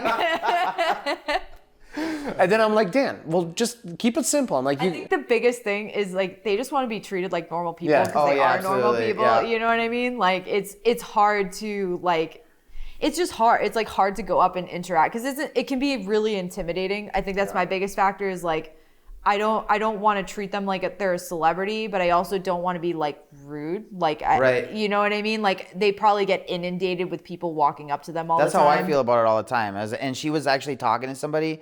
I just popped in. I was like, hey, I'm a huge fan. Can I just get a quick picture? She was like, absolutely. She turned, got a picture, and then I walked away. charge it to the game. Yeah. Do you see yourself getting to that level? I mean, to be honest with you, I'd love to. That's like ultimately my goal, but I don't know if I'll ever make it there. I will say, again, in the short time I've known you and from what I've seen, like, I think some people just kind of got a personality and a work ethic. And I think that's really all it takes. I mean, Oh, well, that would be awesome if that's all it took. I don't know if I'm on the other side of that yet, but like, it's kind of like you look at people who've done it and there's kind of a recipe for it. I mean, that's basically what like Farm Truck and Asian were telling me today. Yeah. They're like, it really just comes down to like people quit, you know, like they basically were telling me like, you don't fail until you quit. So Yeah. just don't quit and it'll all work out in the end. Yeah. I mean, they made it when they were older. You know what I mean? Like, I don't think it's necessarily has to do. I mean, like, even look at like Dave's Automotive. Like that guy just blew up out of nowhere. He's Yeah, an older guy. true. Like, I don't think it has anything to do with age. I think Well, especially for that does- space. But yeah, for a lot of things, like it really doesn't it's not the same. 40 is the new 30. Like, Yeah. Oh, thank you. Yeah. well, I don't know. We're just pumping up your ego over Yeah, there. right? Don't let it go to your This is like my head. favorite podcast. I'm just making sure my Uber doesn't take himself out before we leave. But no, like to your point though, it's like a lot is more, so much more is possible now. Yeah, too. yeah. I mean, I'd love to be like the next. I mean, I'd love to get to the. It's just crazy to me that like I'm interacting with these people that I've watched since I was a kid, or like my idols, or now I'm like, they actually talk to me, know who I am, recognize me, and now we like have mutual conversations. Yeah. Like it's just to be even just remotely close to that level. Like not that I'm anywhere near that level, but just to be sort of near that level. Like recognize Is just insane to me. Like I feel so blessed and I feel so thankful that I'm even here. I never thought this was possible. Like I said, I absolutely hated social media, and just to even, I never thought I would actually get to this point. And it's just been a whirlwind. And now it's like, I just have so much going. I have to just pull everything together is really what it comes down to. Is like, I have all these projects and I just got to start pulling the builds together, getting things running. I think one of the spaces I've not done a great job in is like my local community, because I was really nervous about like knowing people knowing where I live. You know what I mean? That's kind of, so like my Facebook has said I live like all over the place, just because I just don't want people knowing exactly. And I think that's kind of done me a little bit of a disservice, because people who live by me, I feel like would be much more apt to like be Nobody a passionate. supports you more than your hometown people. Yeah, and for like sure. people don't know my hometown or where I'm from, or for the most part. I mean, there are some people that know.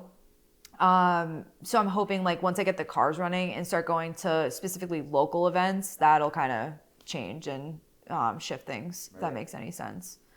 So start building the local community, and because I I don't know. I just get really sketched out by people. I've had weird interactions, like we were talking about earlier. Gotta carry that blicky. Yeah. If I was a girl, for sure, I would definitely be worried about that. But you Yeah. just gotta get big enough to where you get a stop. you get a compound stop. like Adam. You know, you just gotta get yourself eventually get to where okay, now I'm buying a giant pole shed out on like 30 acres. I'm gonna put a gate up. Yeah, exactly.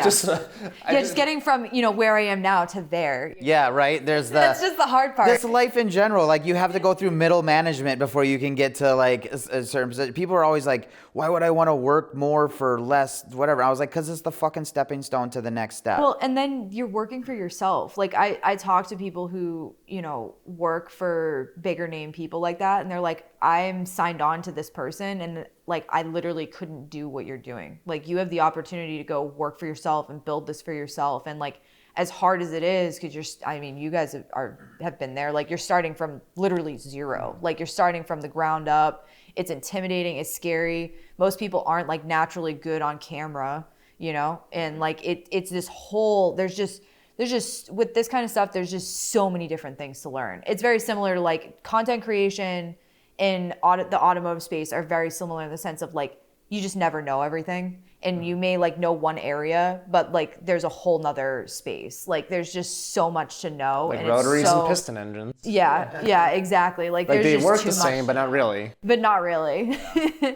It is such a weird. So I can't video myself. I don't know really why. hard. It is. It's for some reason I'll go. really hard. So we'll do this. Like our shorts get millions of views. Like people see me. I don't really care. Like I just can. For some reason, when I'm not doing it, I just totally forget about it. We'll go to Road America. We have a friend that has a halfway decent following, and I'm fixing cars and I'm doing this shit. I'm bouncing all over the place. I don't care. I'm just saying offlandish shit like I always say, and I don't really care. But as soon as I go like, hey guys, I just can't do it. I don't know why. It's really hard to.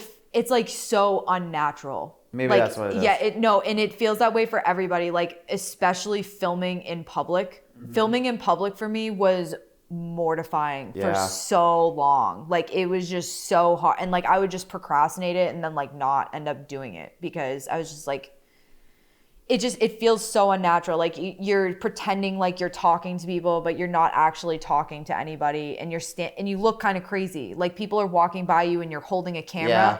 And then I can see it, like I've gotten better at it. Like this year I was vlogging at SEMA, which there's a lot of people around. It's pretty intimidating. I've kind of gotten over that hump.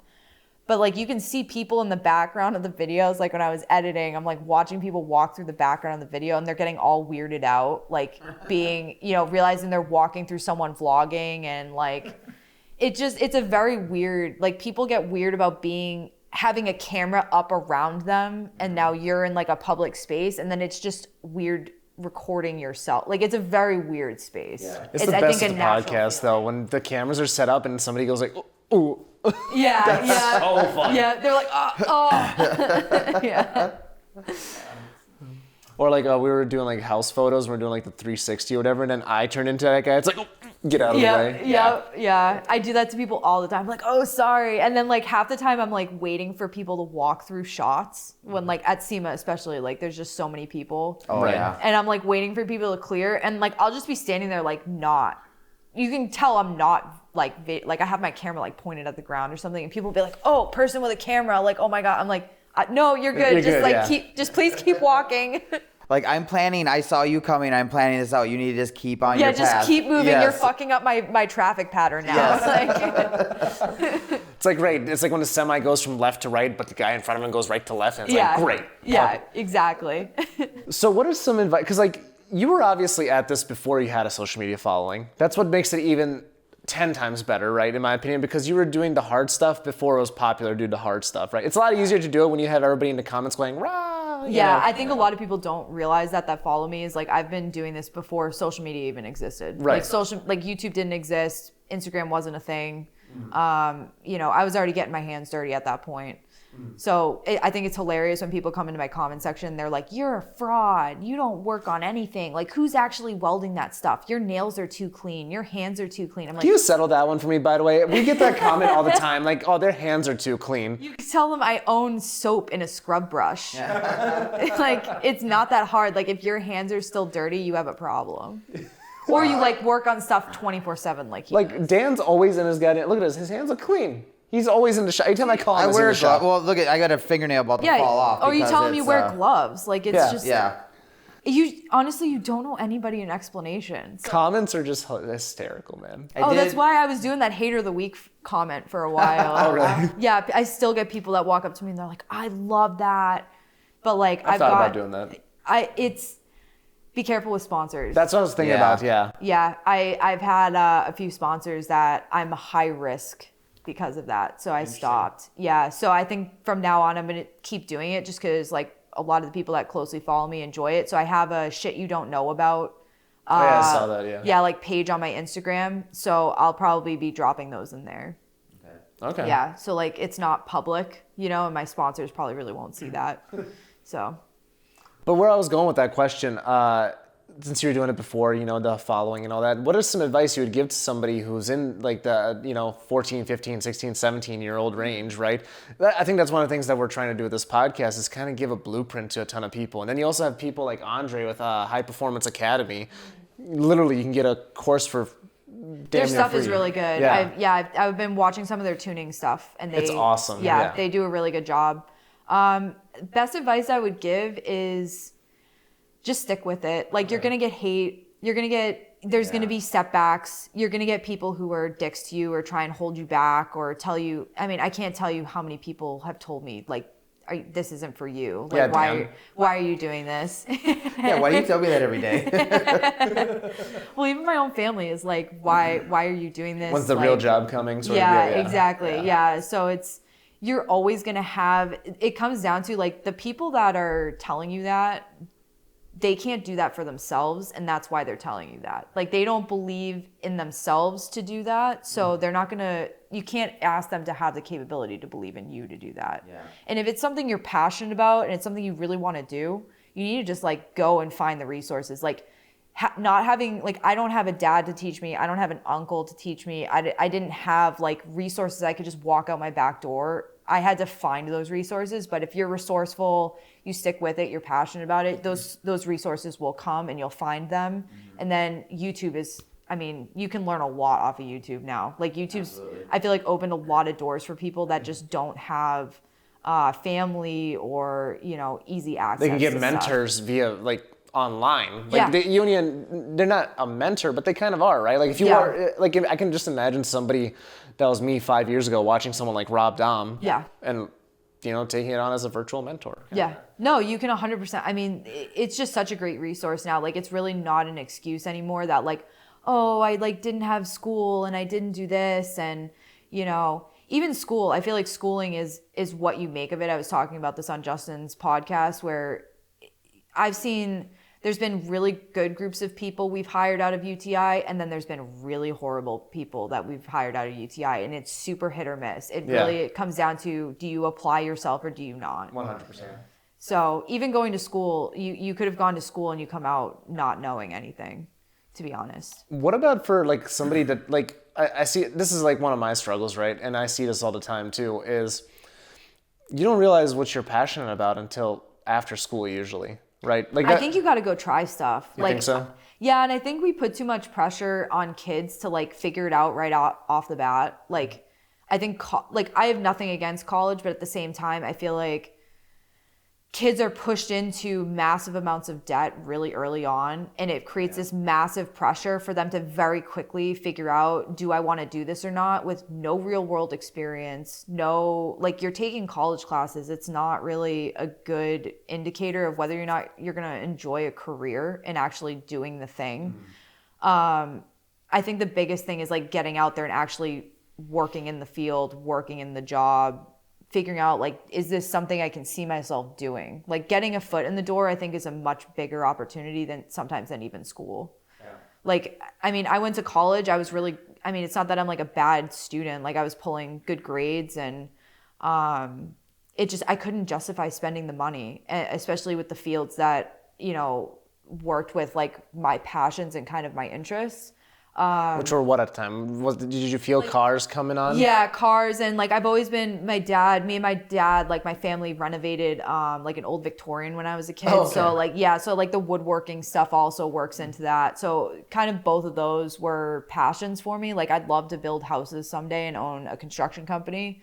I gotta show you somebody that's doing a wicked house build in Minnesota. Oh, Car really? guy, like he was actually building his own super like car or whatever for a while. Oh, cool. Like designed it all, but now he's also like he designed his own house and they're like building. I'll show you. It's super cool. That's really cool. Yeah. Yeah, I'm like super into that stuff. Like I've taken CAD classes. I can do everything in multiple different computer programs. Like I've built houses digitally. And I've done like renovation work and like have a hands-on experience too. But I think the biggest thing is like just getting a foot in the door somewhere, and like just even if it's at like a lube tech and you're just changing oil, like you're going to be changing a lot of oil and, you know, getting dirty every day. And like, is this something you really want to be doing? You're going to be in a cold shop. You're going to be in a hot shop. Like, you know, this is what you're going to be doing for the next 30 years. Like, is this what you're going to be happy doing, you know? Or are you talented at it? Maybe you're like, you suck at it and you're like, okay, this isn't for me.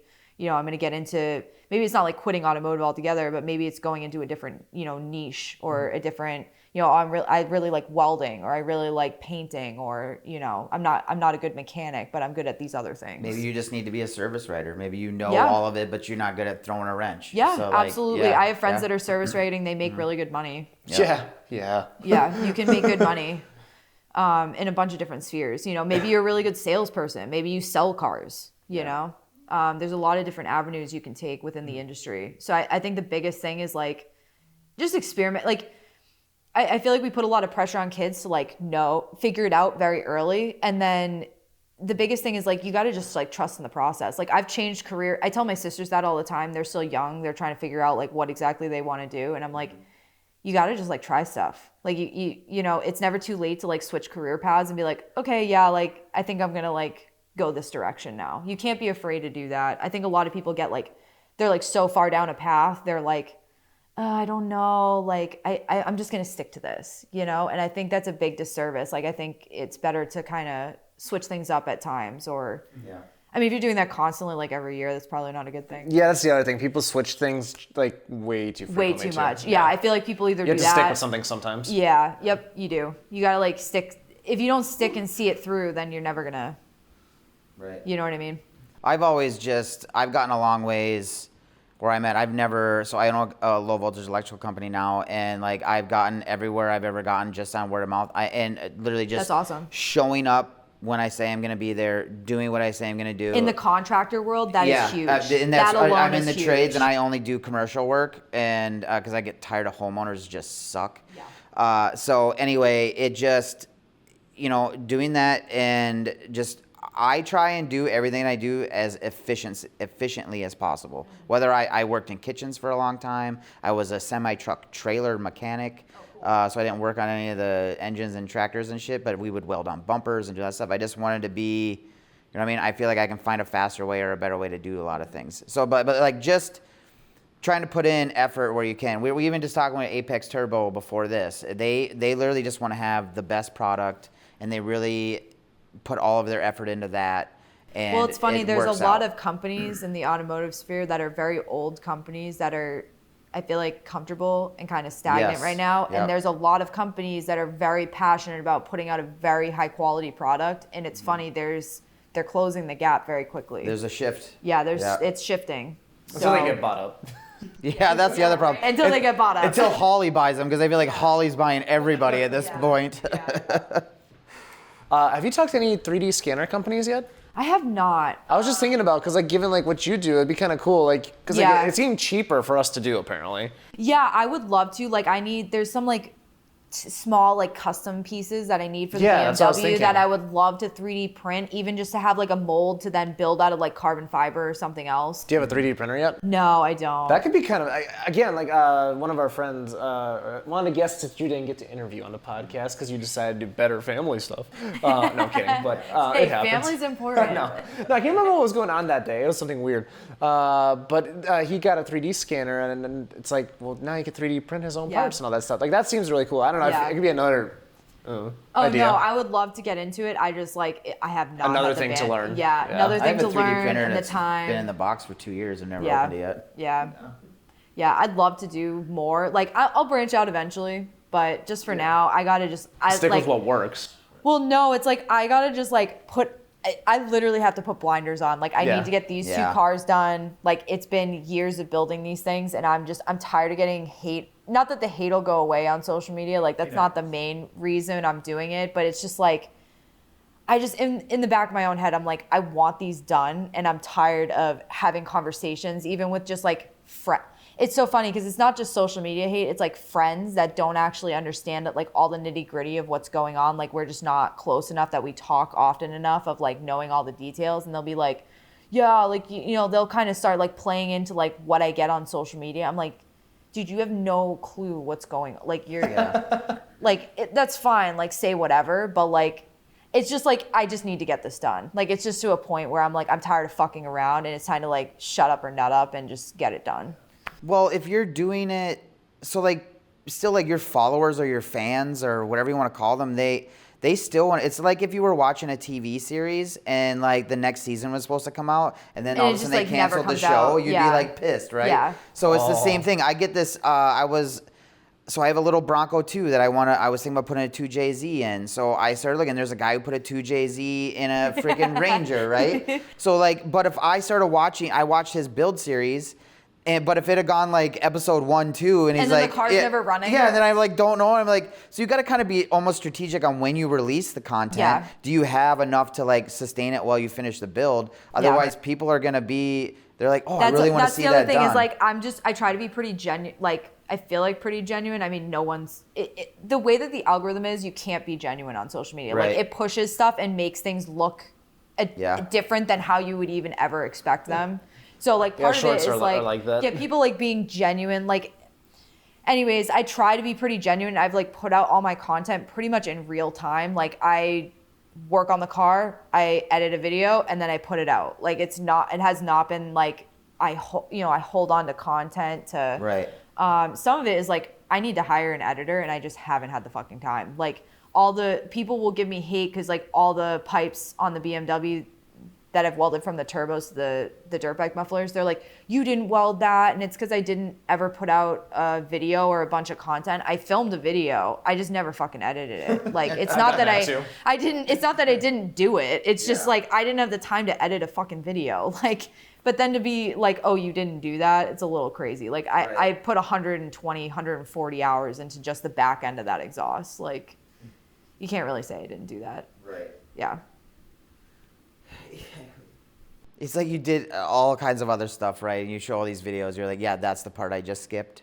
Like, it's like you see me working. Like there's numerous videos of me working on stuff. And so what? Like sometimes you have to outsource some things. Like not saying that you did, but like we talk about this built or bought thing all the time. Like so what if I've built my orange car, but I took in and had somebody else bolt the heads on and set the timing and do that stuff. I think when it comes to the build, I put a post out about this like a year ago, and it fucking like exploded because people just were, because people were sharing that post that was like, built not bought, and it was like, if you paid to have someone build the car, then you still built it. And I was like, if you never laid a hand on that motherfucking car and you just paid the money, I don't think you built it. And I don't think you have the right to say that you built it when another shop built it. Like, just say so-and-so built the car.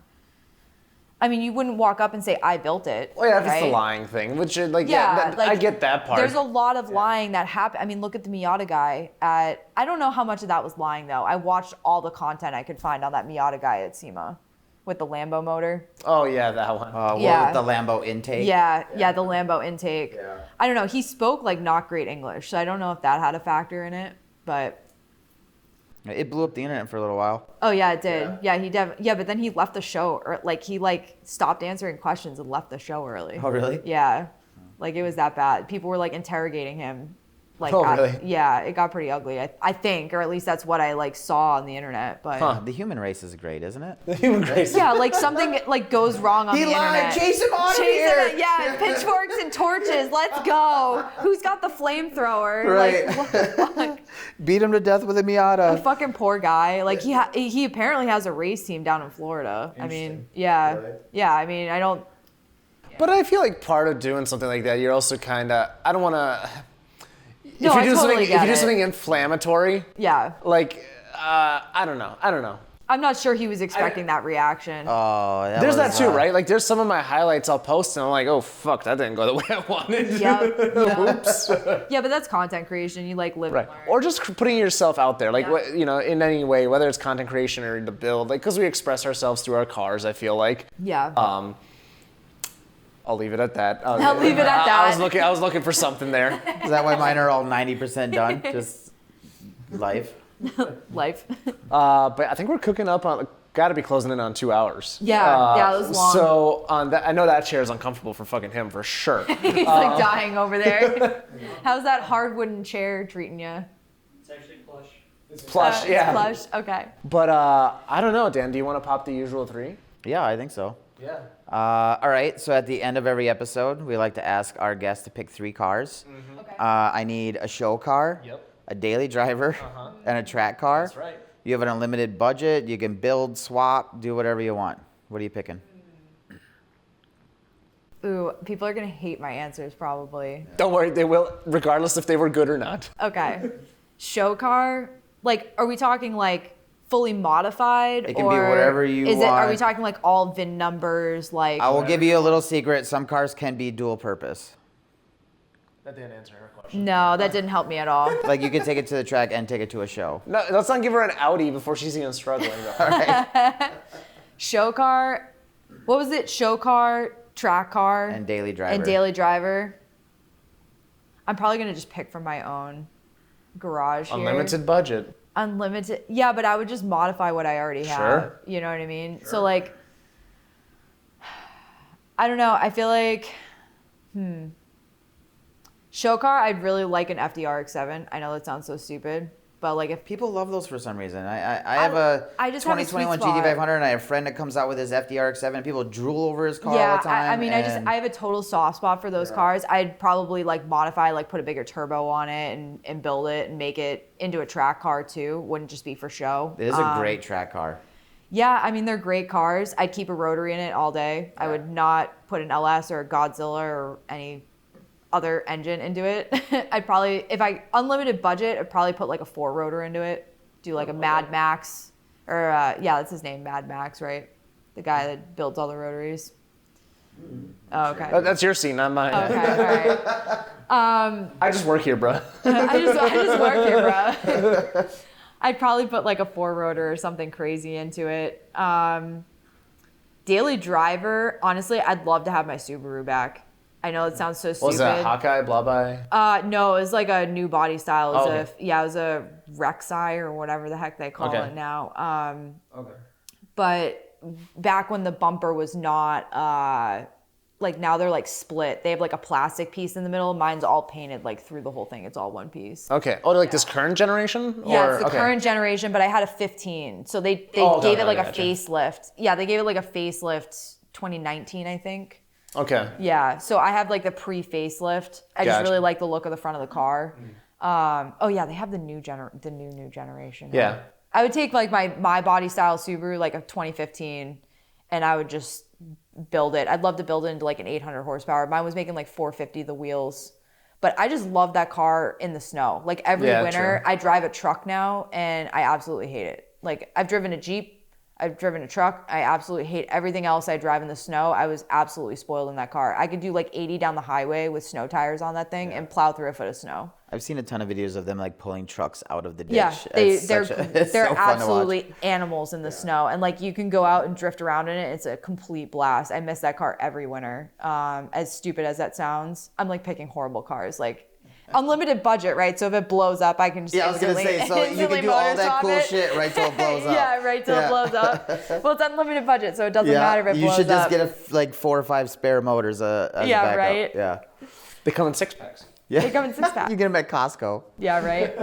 Track car, I'd probably, I don't know, just build my Corvette, I guess. Okay. I love that car a lot. It's like grown on me a lot. I used to hate on Corvettes. I was like, that's an old man car, but I don't know. I'd love to twin turbo it and just make it into a fucking monster. But I also feel like that's kind of overdone. So I don't know. You're doing all right, old timer. Yeah, right? RB build would be cool too. I'd love to build an unlimited budget. I'd probably put an RB. Maybe I'd put an RB into the Corvette. An RB? Yeah. Which RB? Probably an RB25. Okay. I don't know exactly. Just anything RB. I think they're cool motors. That'd be so trippy. An RB in a Corvette. Yeah, dude. Yeah. If you see that happen, it's definitely mine. Dude, are you locking that in? I would love to lock that in. We'll see. We'll see. All right. Yeah. We're the right sponsors. Yeah, right. Well, we're already working on a 2J for the BMW, but you didn't hear that here. Whoever makes it through the end of the podcast will know. But true, only the legit fans. We had a vote off, and that's what won on the vote off. So over an RB, huh? I think so. Yeah, like people wanted a 2J. 2Js in a Beamer. How original. I know. Drift HQ does that a ton, but that's what the people want. That's what people are gonna get. I don't know. It's cool. It'll cool shoot for flames like a motherfucker. I don't know. Like, I just want to see all 6 of those dirt bike mufflers shooting flames out the back. Holy That fuck. is super cool, by the way. Like, I looked at the pictures of that, and like we're into motorsports too. So like you have videos of it running. I didn't get a chance to get I do, yeah. So with the 6 straight pipes to the back, I do. But with the turbos, I don't. It hasn't been running yet. Okay. So March is, Sweet. Yeah. Noted. Yes, March will be when it's running, and there will be updated sound clips. So when we had the car like running, we didn't even finish welding the exhaust. So it does sound like, if you hear the sound clips, it does sound exhaust leaky when I'm in the car, just because it does, like, we didn't fully weld it. We added like exhaust clamps, and I didn't get a lot of clips like right before we crushed it. What are they? Are they like FMF pipes, or are they something? No, they're like eBay. No, they're like knockoff eBay. Yeah, okay. 450cc dirt bike. Yeah, they're like 20, $30 a pop or something. They were a little bit more than that, okay. But I still spent like, I think like $400 on them total. I looked at like FMF ones, and I'm like, I'm gonna end up spending like $2,000 on dirt bike mufflers like that. I can always upgrade them down the road. Right, you know what I mean? So I was like, they might sound like this for now, but we can always get like really nice ones, you know, down the road if things go well. Right. And we just expand the build. Has anybody else done that? That's such a cool idea. I don't think so. I never even like thought of. I mean, we put them out the rear bumper. Like, I cut a hole in the rear bumper, and I don't think anyone's done that. But I'm sure people have stuck dirt bike mufflers on cars. Oh yeah, I'm sure. Not 6 of them. Not one. One per cylinder. I don't think. Yeah, that's crazy. Yeah. Yeah, and if we stick to the 2J too, it'll kind of stick with the 6 theme, you know. I don't know. Be good. Cool. Yeah. Well, sweet. On that note, where can people find you? _Ashley_Vaughn on Instagram, TikTok, Ashley Vaughn on YouTube. Just search Ashley Vaughn, you'll find me, hopefully. Yeah. And at least start with your Instagram, because there's a link tree there too. Yeah, so that helps. Yeah, I have a link tree. Yeah, start on the Instagram, you'll find the link tree, and then you can click on links from there. Yeah. Dan? You can find us at Gunna Garage, and hopefully snowmobile content coming here sometime soon. Hell yeah. I'm gonna have to come cool snowmobile out with you guys. You are more than welcome anytime. Hell yeah, dude. I am down for that. We ride Yamahas. I just ordered. I got a brand new one sitting in the trailer. I'm waiting for some snow. I have a Switchback Assault 800. Oh, do you really? Yeah. Sweet. My oldest, she's gonna start straight line racing, ice racing this year. Oh, nice. So she just got a Polaris Pro X. She's 14, so she has to run a 440 class. So I was trying to figure out the fastest 440 I could get. So yeah, she's gonna start that. She rides a 1000cc Yamaha right now. So that's fucking awesome. Yeah, it's pretty badass. Yeah, that's badass. Mm-hmm. You're raising a little badass. Yeah. So if you want to come out and ride with a bunch of girls that'll go out and throw snowmobiles around, I would love to do that. We hardly get snow anymore, so. I know. Yeah. Well, we're only 4 hours from the UP, and they've already got like 8 feet. Fucking mint. Yeah. Okay. All right. So I'm gonna have to trailer my stuff out here. Oh, definitely. Yeah. Like I was saying earlier, you have to come up for Power Cruise as well. Yeah, 100%. Did you see the 1320 video on it or no? No, I haven't seen it. Yeah, they came out for that. That's a fun event. That's the other problem too. If you want to know, YouTubers don't have time to watch YouTube. If you're not editing or building I fall so far behind. Yeah. It sucks. I'm busy. I'm literally on my laptop editing, and I can't even. You can't multitask, yeah. Yeah, I can't even put music on. Yeah, it sucks. I'm like. Somebody feels my pain. Yes. I'll be doing highlights, and it's like, I would really love to just bump some. Well, everybody's under investigation now, so I have to be careful who I listen to. Yeah. But it's like, yeah, something. I know. It's always something. As for me, at the time of this recording, more bigger shirts are still available. Maybe around 2 in the projects. I don't know. But thanks for coming on to the show. Yeah, it was a good time. Thank you so much for having me. Yeah, it was a blast. Dan, thanks for existing, and we'll see y'all next time. Thanks for existing.